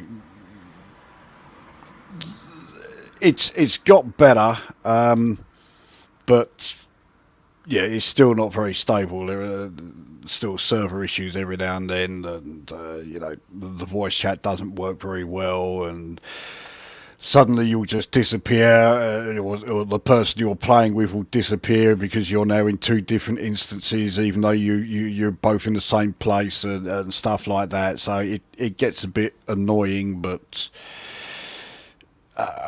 yeah. I mean, I do like the multiplayer aspect of No Man's Sky. I do like being able to play alongside someone and have two people helping each other out. But it does have its limitations, which I wish weren't there. Yeah. Just going back to the 8-bit, I'm just thinking, I mean, is there any games, I think I've asked you that question already, is there any games, or even the 16-bit era, you say would really benefited a two-player option? One game I think would be great is simultaneous two-player would be like Dino Eggs. That'd be great. The two of you running about trying to collect stuff. That would be good fun. I've never felt that Dino Eggs was lacking anything in by not having a multiplayer option. I think as a multiplayer game, it would probably be too easy. Possibly, yeah, possibly. I'm sure there are games out there that I wish did have multiplayer options, and and they didn't. But I can't think of any offhand. Probably some shooters. I mean, Salamander.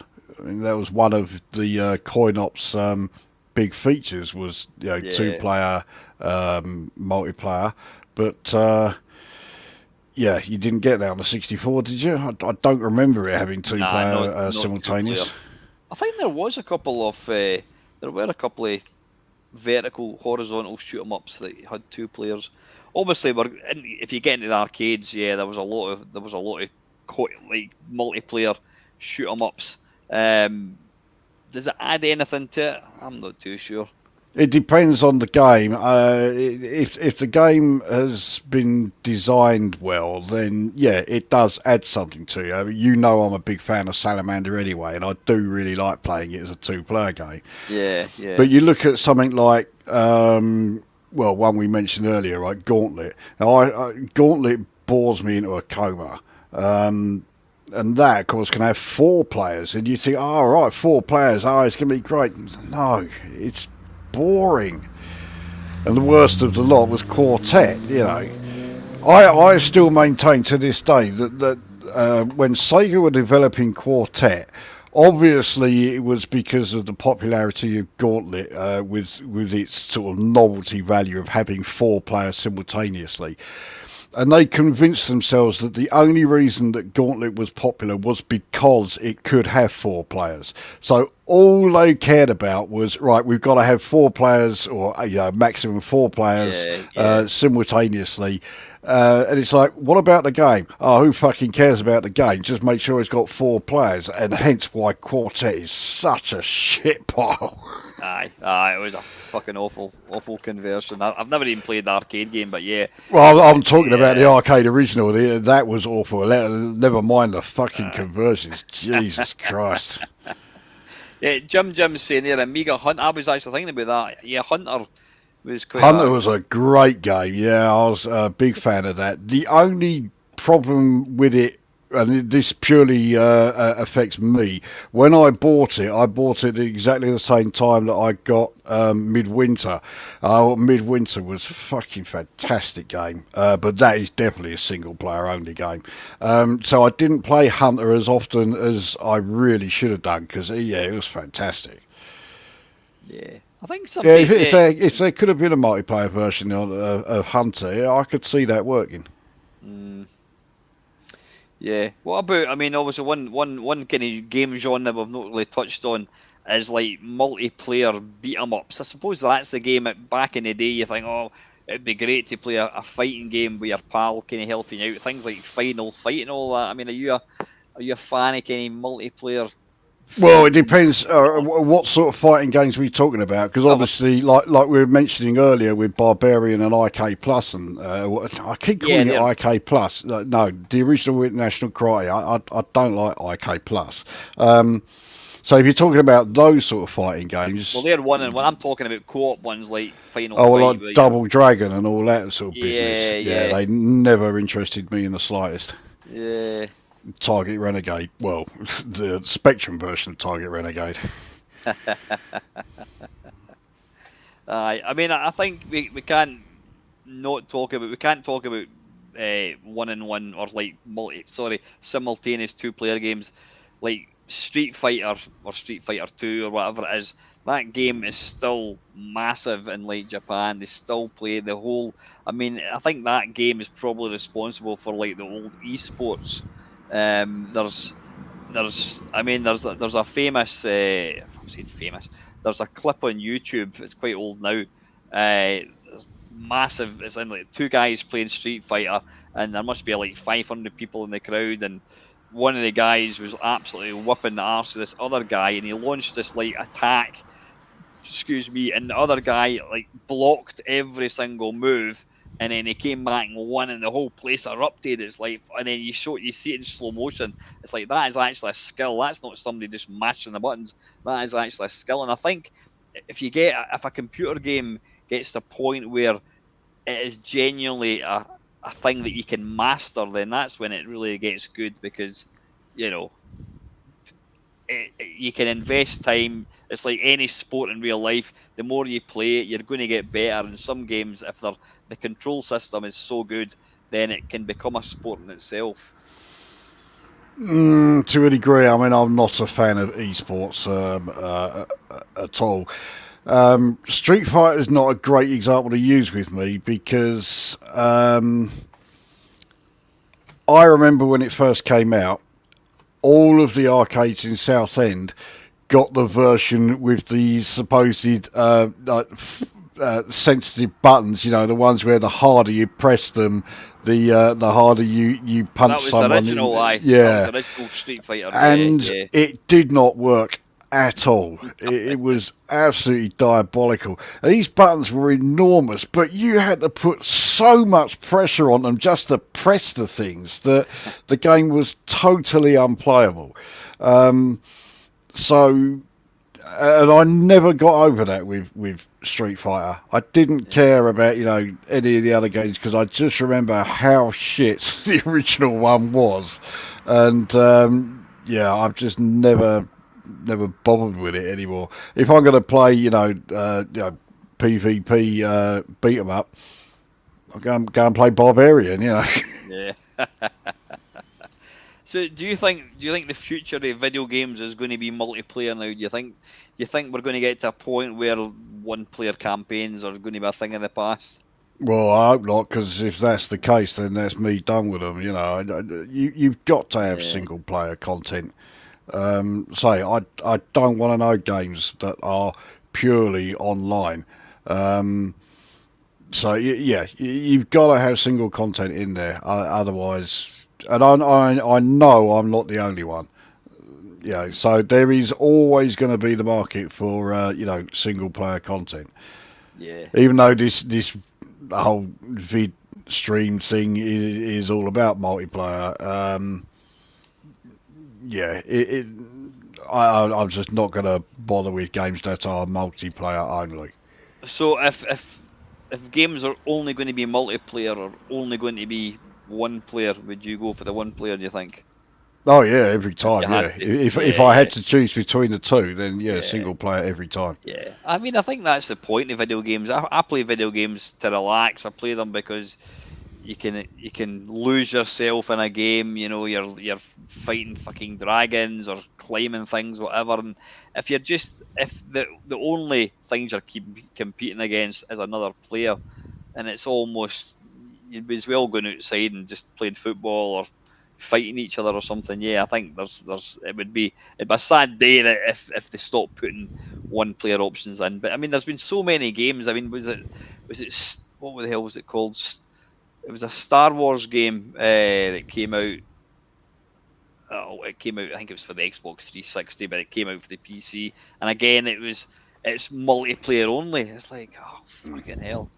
There have been so many Star Wars games come out now. I can't keep up with them all, and the vast majority of them have all been shite anyway. So I don't know which game you're particularly referring to, but Battlefront, Star Wars Battlefront, I think it was called. Okay. But yeah, single player, no, multiplayer only.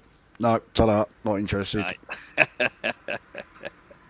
But overall, yeah, just to kind of summarise, I mean, multiplayer, I think, for me personally, I mean, I was down at Arcade Club a couple of months ago, and just we were playing. What were we playing? It doesn't even have to be a good game. We were playing a Neo. No, it was what the hell was it? It was a Sega Virtua Striker. I mean, the game itself shit, but just playing against somebody, standing shoulder to shoulder and ripping the piss out of them when you score a goal, you can't beat that. You can't beat that. And I miss that, and I don't think it just you can't capture that playing. Whilst it's good fun playing online against somebody, it's just not the same. It's not the same having No, somebody. exactly. The social side of it is gone, and that was what made multiplayer gaming in the 8-bit and 16-bit era so good. It's fair that you had each all the people you were playing against were all there with you in the same room. Yeah, yeah. I really loved that. Aye, but yeah, sadly, I think. Well, I'm saying sadly. I don't think multiplayer is it's definitely not going to go away. I mean, I don't know. It's the biggest games probably. Yeah, Fortnite and bloody. Well, that's I mean, it's another, isn't it? Multiplayer only, isn't it? aye, Yeah. aye, aye. Yeah, again, it's maybe it's probably a generational thing. We were brought up with games, single player games. It's yeah. Not for me. Not for me. Anyway, you anything else you want to add? I mean, to summarise, do you think, multiplayer is it a good thing? If you're playing it with people and people you like gaming with, then yeah, it's great.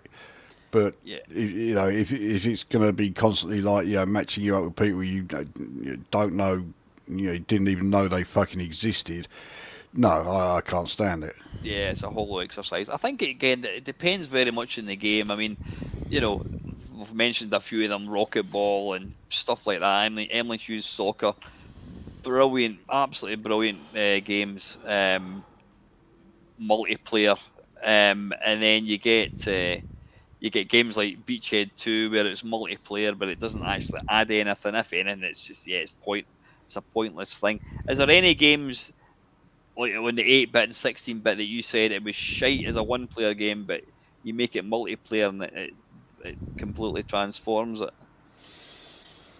Um, I can't think of any that I thought were absolute shite as single player, but great as a. What about like Power Drone? What about that? Well, Would no, that because I like Power Drone as a single player game, but it's even better as yeah.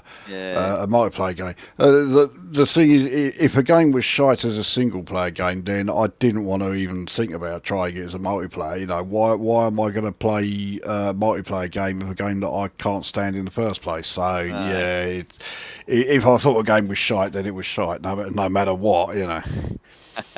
There are a fair few questions that have been asked down the side here that I Is there think we've story rather about being? missed. Yeah, we've been completely. Let's go up to the very, very top. Well, Brian was saying this should be good. Sorry to disappoint you, Brian. So, Brian saying best two-player game ever was Pong. Not sure about that one. Yeah, I don't know about best ever, no. It was probably the best ever in 1972, but now in 2024, yeah, I might rethink that. Did you ever play any of the games like Micro Machines? I mean, I know you never owned a console, did you? You've never. Atari VCS is the only console That's I've the ever only had, console. So and it's the only one I'll ever do, need. do you play like emulators or like Mega Drive or Super Nintendo or No, that? no, No, no, so no. I really do have no interest in Sega or Nintendo or yeah. PlayStation, Xbox. Let's have a look. Dale was saying what was Dale saying there? I didn't mind 2 or 4-player games with the player next to me. I just disliked link mode cabinets with the player eraser was in another arcade place. Right. Yeah. Again, it's a bit like what we're talking about. It's fun when you're playing against somebody sat next to you and you can tell them to get it right up you. But I playing it somebody in a different area, it's just not as good. That was never an option when I was playing, going down the arcades and No. that didn't exist. Colin Gregory saying that you've got good taste with Warlords, but it's a pity you don't like Super Pipeline 2. Shite game. Right. Where's other questions? Jim was talking about. We've already spoke about Whizball.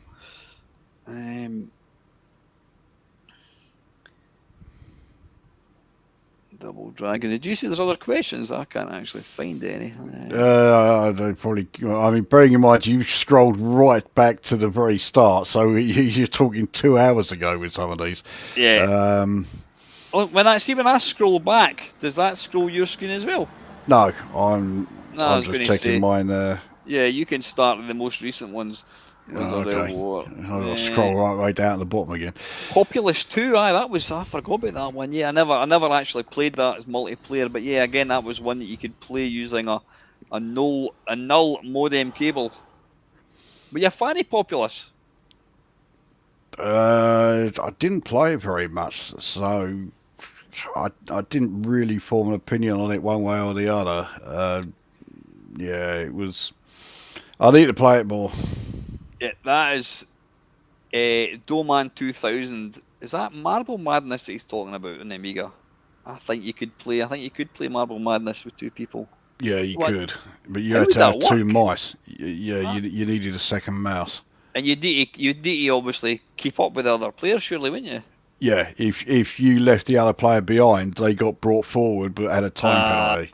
Right. Firepower. Did you ever play Firepower in the Amiga? Don't know that one. Oh, Firepower's a fucking great. It's actually based on although maybe the other game's based on that one.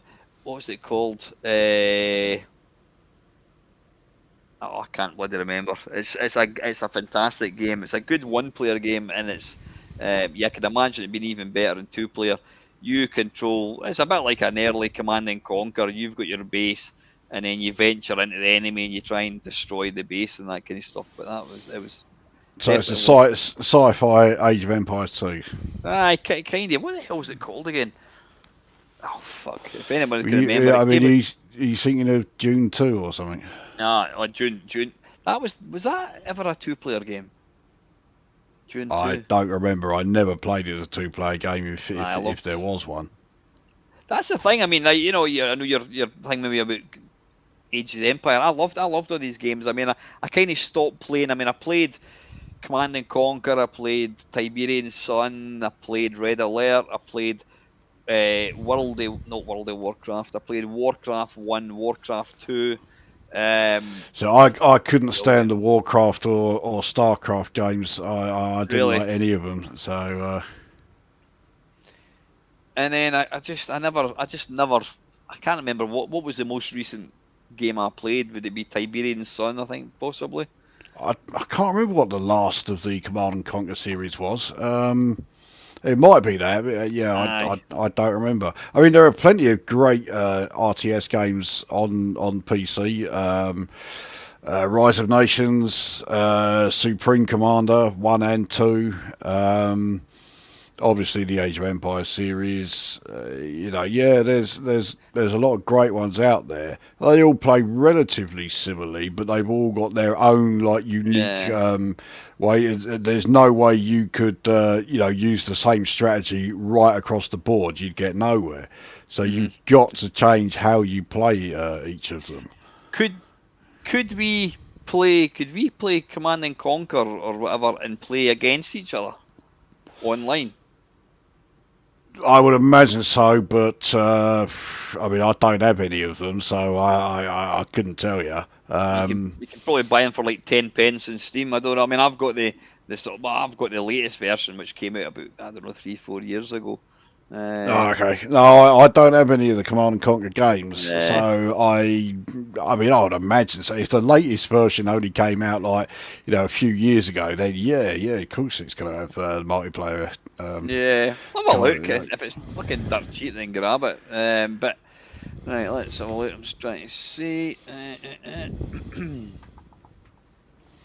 Right, I can't actually see any questions. Baldur's Gate. That was about half. Yeah, maybe I should have said comments that we've missed rather than questions we've missed. But, what was that? What is that game that people have been spending like £10,000 on a ship, and the game will never get released? Oh, fucking Star Citizen! Don't get me started on that fucking thing. Is that actually a game that you can play? Technically, yes. But I mean, I tell you, it is nothing more than an absolute con. That's all it is, all it will ever be. You can listen to all these cunts who keep like making excuses for it, but the bottom line is, if it was any other game, there is no way these people would be saying, 12 years after development started and after it has been funded to over $100 million, there's no way they would be making up these excuses saying, oh no, it's still coming, oh, it's going to be great and all this. It is an utter con. The end. How can people still be stupid enough to be spending money on it? Is it well, still you've answered it right there. They are that stupid. I think with quite a lot of it, especially people who have paid a lot of money into getting some of these packs and that, they're sort of living in denial, and they sort of just feel that if they keep insisting the game is coming, then it will do. But anyone with any sense is, that it's never coming. When a game has been funded to, I said 100 million, didn't I? It's more than that. It's now had more funding than the entire Lord of the Ring trilogy and the 3 Hobbit films combined. So it's had more funding than those 6 films. It has been in development for 12 years. I mean, how much are you trying to blind yourself to the blindingly obvious by sitting there and still insisting, oh yeah, the game is definitely coming and blah blah blah blah blah? No, that's just insane. So the game is, you can, is it a game that you can play for free, or have you got to? No, you got to buy it. Yeah. Aye, that's another thing, because the cunt that's developing it, he has no incentive to actually release it, because he is raking in, hundreds of millions of dollars in this game that's never going to be released. And when he does release it, or if it ever gets released, which we know it won't, and the reviews all say it's shit, then his revenue stream's gone. So he has no reason at all to carry on or to actually publish it. So he'll just carry on with this constant stream of bullshit promises. I mean, the single-player game of it, which is called Squadron 42, has had 3 release dates. Of course, all of them have been and gone. And none of these sort of apologists for Star Citizen ever mention that. It's just absolute fucking horseshit. It's unbelievable that thing is still a thing, and they're still fucking idiots fucking wasting money. Exactly. I mean, can you think of any other example within the entertainment industry where they would get away with that? There is nothing. No. Crazy. When did it start? 12 years ago, you said? Yeah, it was about 12 years ago the development on it started. It might have been 10, but it's certainly at least 10 years. Yeah, and he's still like sells fucking ships and all that kind of stuff, and people buy them. Oh yeah. The most expensive pack for it is over $10,000. What kind of person would actually fucking... Well, exactly. I mean, as far as I'm aware, no one has actually bought the $10,000 pack. What a shock. But there are people out there who have certainly funded it well into the thousands. And of course, they are the ones who are most vociferously defending it, saying, "Oh yes, it's coming out," and all this, because they don't want to admit that they have given, thousands of dollars to this fucking con man who's never going to release this fucking bullshit. You'd think the fucking law would get involved and say enough's enough. I mean, well, and the thing is, he has history for this, because it's the guy that developed the game Freelancer. And the only reason that game actually got published was because Microsoft, who published it, they sacked him, basically kicked him out because he was doing exactly the same thing there. The game was years late, and if Microsoft had left him to it, it would still be in development now. So yeah, he's got form for this.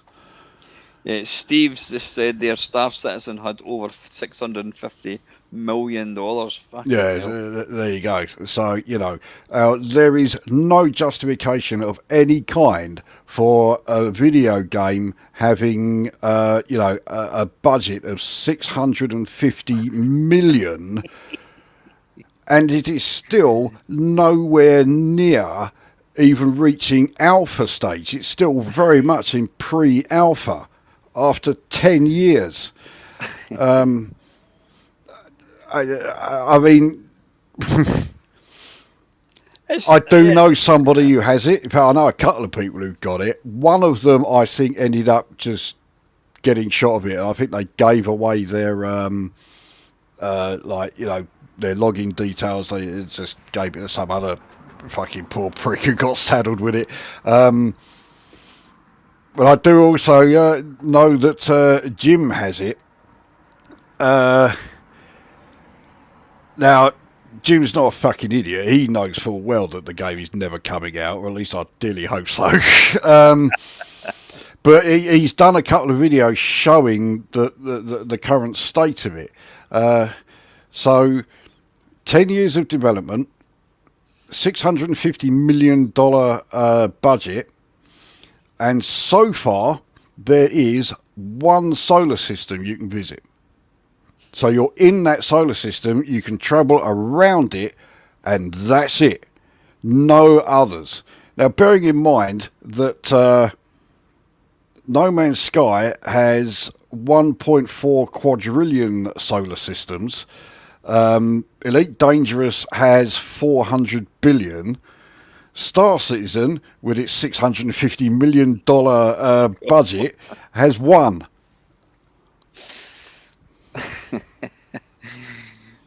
It just doesn't make any sense. It's like the game that it's aspired to become in the preceding 10 years. Elite Dangerous and more specifically, No Man's Sky has come along, fucking brought out a game, and it's like, there you go, that's how to do it. You're still fucking about with one planet. Yeah. But these guys, it's almost a cash cow. They're never going to release the game. No, They're not never at going to all. release the game. It's not even a cash cow. It is just an out and out con.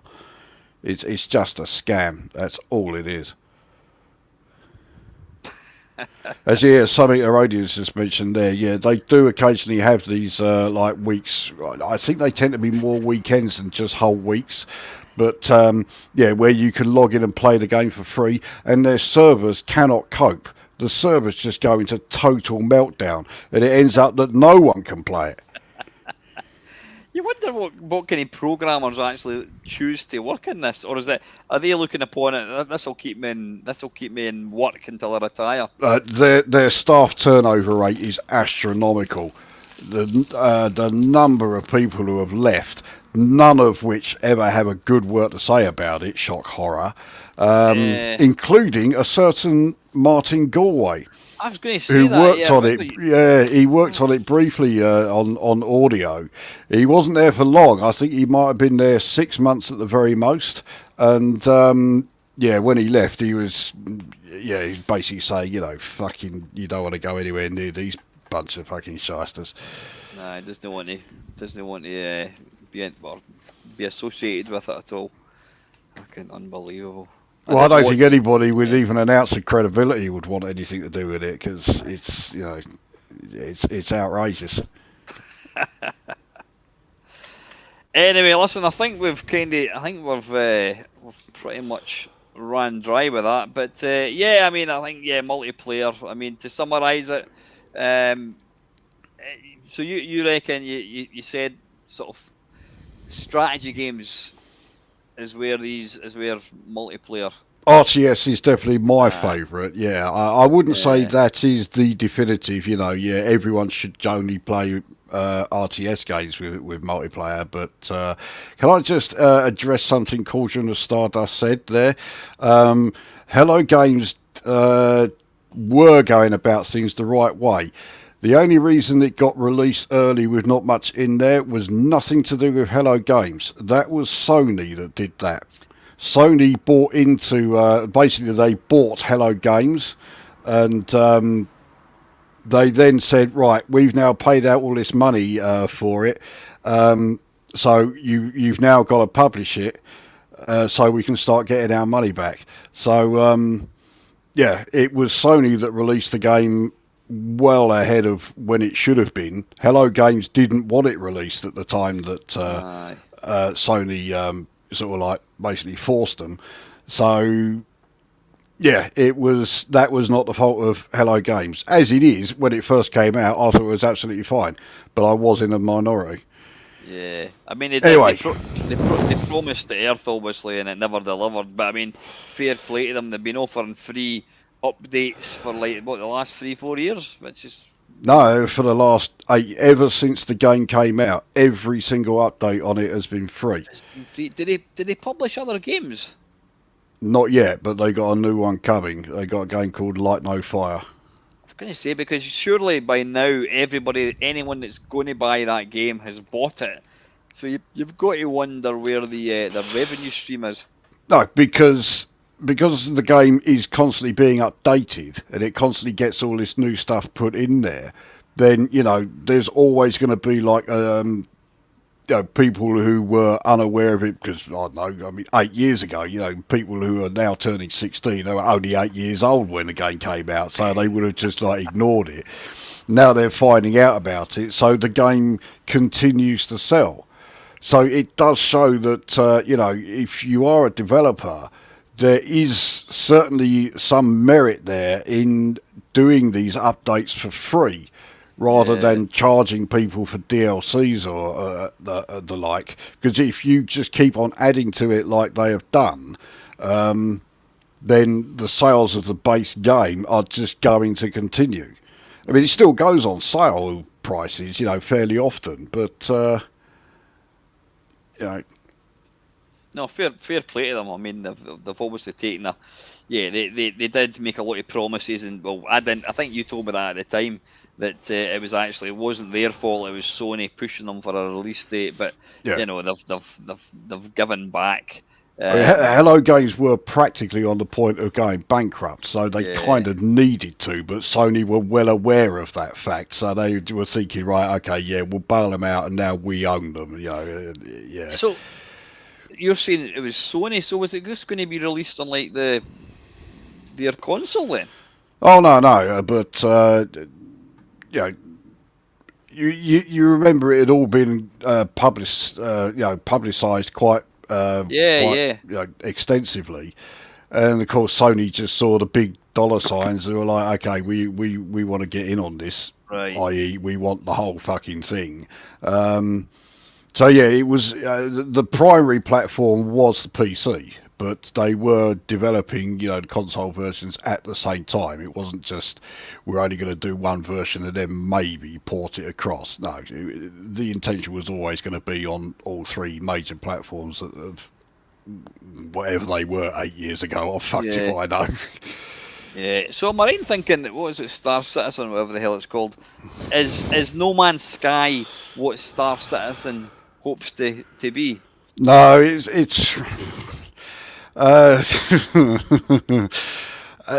to be honest, if you ask me, Star Citizen, they don't know what they want it to be. It's got so many aspects of so many different game styles, and a lot of them don't really sort of like gel very well together. So it's just a fucking mess. Yeah, and they just in other words, instead of just saying, I mean, I suppose it's like any game. I mean, what was that game that took Duke Nukem? That had like a well, I mean, this makes Duke Nukem look like it was a fucking 3-week and released job. This thing is I mean, it's just taking it to a whole different level. When you think about it, 12 years ago, I mean, what games were we playing 12 years ago? And look at what we've got now. I mean, the problem with your video games, you've got to get to a point saying, right, we've, I know we want to put in extra features, but we've got to get this bloody thing released. But these guys are obviously fucking crooks, and they know the longer, well, if they just keep this going, there's going to be all these gullible people that they've already invested so much money in it. They're just going to continually throw money. So did they actually say, look, folks, we need more money because we want to implement this feature, and this is going to cost money, so you need to give us more? Is that how they're kind of working it?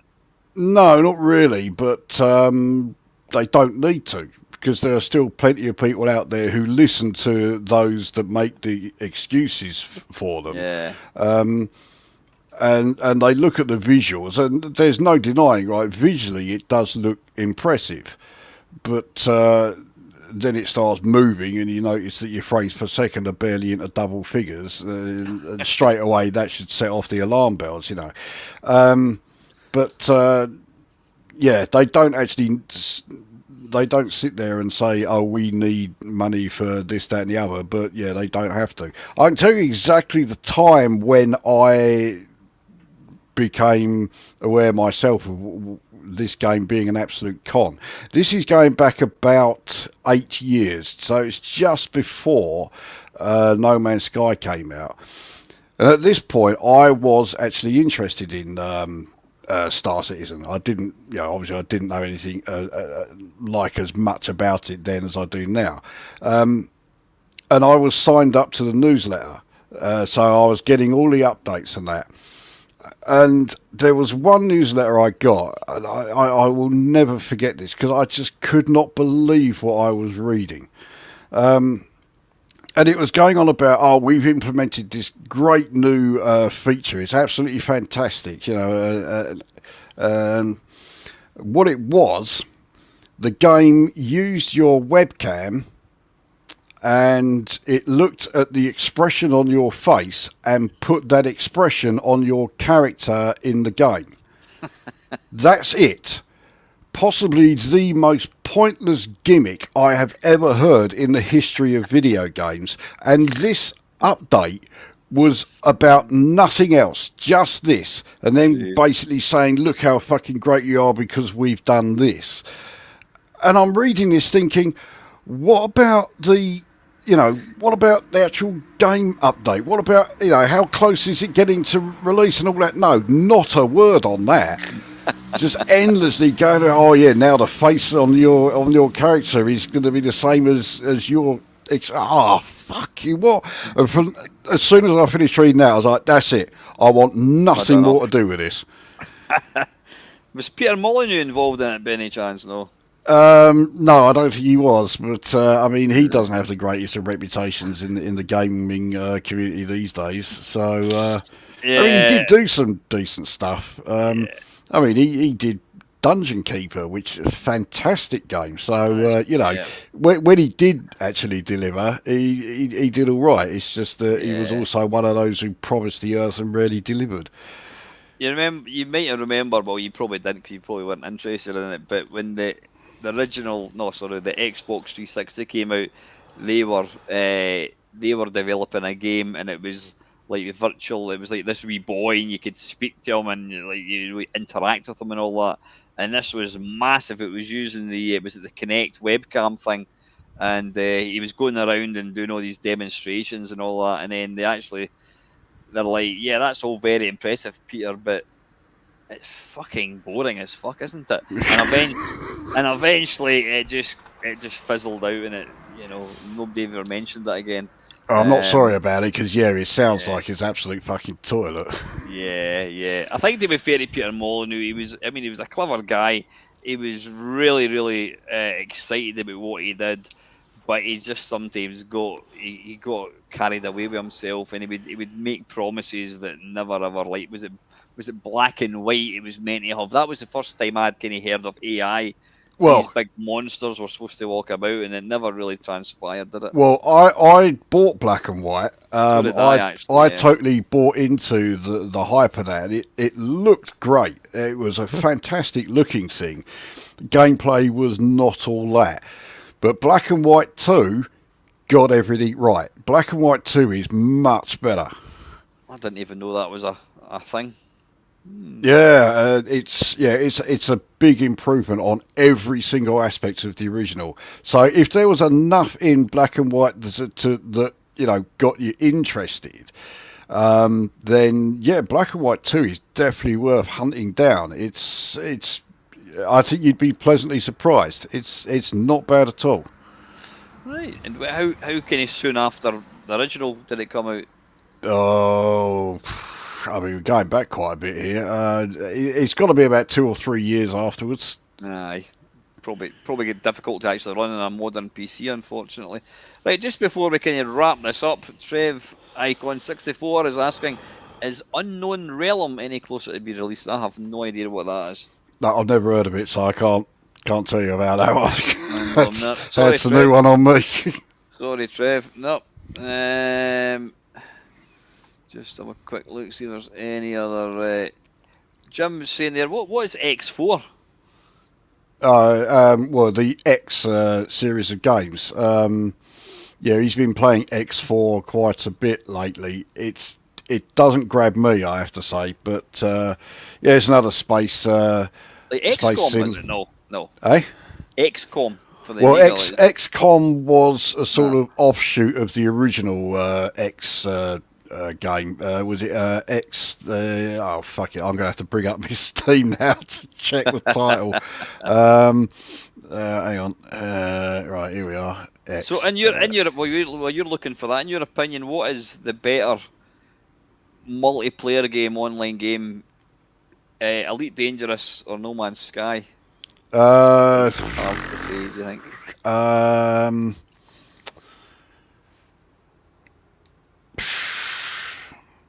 I think No Man's Sky is the better game, but Elite Dangerous has the better multiplayer experience. So, really? Yeah. So it sounds like I'm sitting on the wall, but if you've played both games, I know Erodian has played both and Jim has played both. That it makes sense, I don't think unless you're like a real hardcore Elite Dangerous fan, that there's not much argument that No Man's Sky is the better game. But for a start, it's coded better. It works better. Is it really? Yeah. Especially if you're on consoles, because Frontier Developments basically abandoned consoles altogether. It was mentioned a bit earlier on in the comments. But if you want to play a multiplayer game, so you want to play a space sim, with your mates and that, exploration type thing, yeah. Yeah, then Elite Dangerous is the better option. But if you're playing single player, No Man's Sky every time. Is it? Interesting. Just before we go, is there I believe there's a piece of software, I can't remember what the hell it's called. There's meant to be a piece of software that allows you to play, like, see something like Rocket Ball online, whatever. Are you aware of that? Well, I know there was a feature that was implemented in one of the latest versions of Vice. I've not tried it, so I don't know how well it works. Maybe have a wee play about. Maybe we can just get together, not online, and give it a wee go and see if it works. I can't imagine it's going to be particularly good because it's going to have to be. Obviously, these games you need instant reaction. So exactly, it's going to rely on your ping times and stuff like that. The bandwidth that's available to you at the time. So I would imagine it's going to be problematic pretty much all the time, Yeah. Especially over like the weekends and that, where the internet traffic is absolute heaviest, which is also the best time for people to actually play anything like that. So it's a great idea, but I don't have the highest of hopes when it comes to it being a success. I remember Xbox Live, they brought out Track and Field, and that's one of my favourite arcade games. I thought, oh, this is fucking brilliant. And it was like lag central because, again, Track and Field, it's like, you've got to respond to pressing buttons really fast, and if you're playing that online against somebody in fucking America, it's just that it was completely broken. But yeah, I can only see that being a fucking disaster. Listen, what I will do, and I'll say it in front of everybody, you and I will get together in the next week or so, and I will give, if you've got the patience with me, we'll give Age of Empire a go, if that's all right. Okay, yeah. We'll do it as a live stream, and if nothing else, it'll be shits and giggles, and you can watch me crash and burn.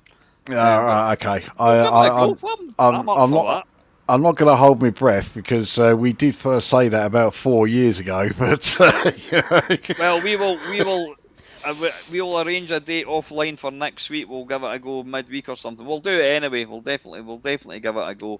Jim, yeah, there's also a certain other video, which a live stream, shall we say, which you will be taking part in. Eventually. We'll talk about that off thing, mate. But anyway, listen, I'm gonna get to my bed. Thanks to every fucking 26 people. Christ, that's excellent. Thank you very much for listening to this. I mean, it was just kind of. I think you only messaged me last night saying what. Yeah, in fact, was it last night you messaged me? I think it was. No, it was earlier today. Was it? I didn't know how this was going to go, but I think it's been good fun. It's always entertaining. So yeah, thank you very much to everyone that's tuned in tonight. Thanks, Lukozer, for joining me, and we will be back next week or the week after for it'll be entertaining if nothing else. What we're we playing again? Ages of Empire 2, is it? Age of Empires 2, yeah. Great memory you got there. Yeah, and I did buy it because I did buy it after you. Yes, I remember you buying it because I nearly fucking keeled over in shock when you did. Right, folks, listen. As always, thank you very much for watching. Take it easy.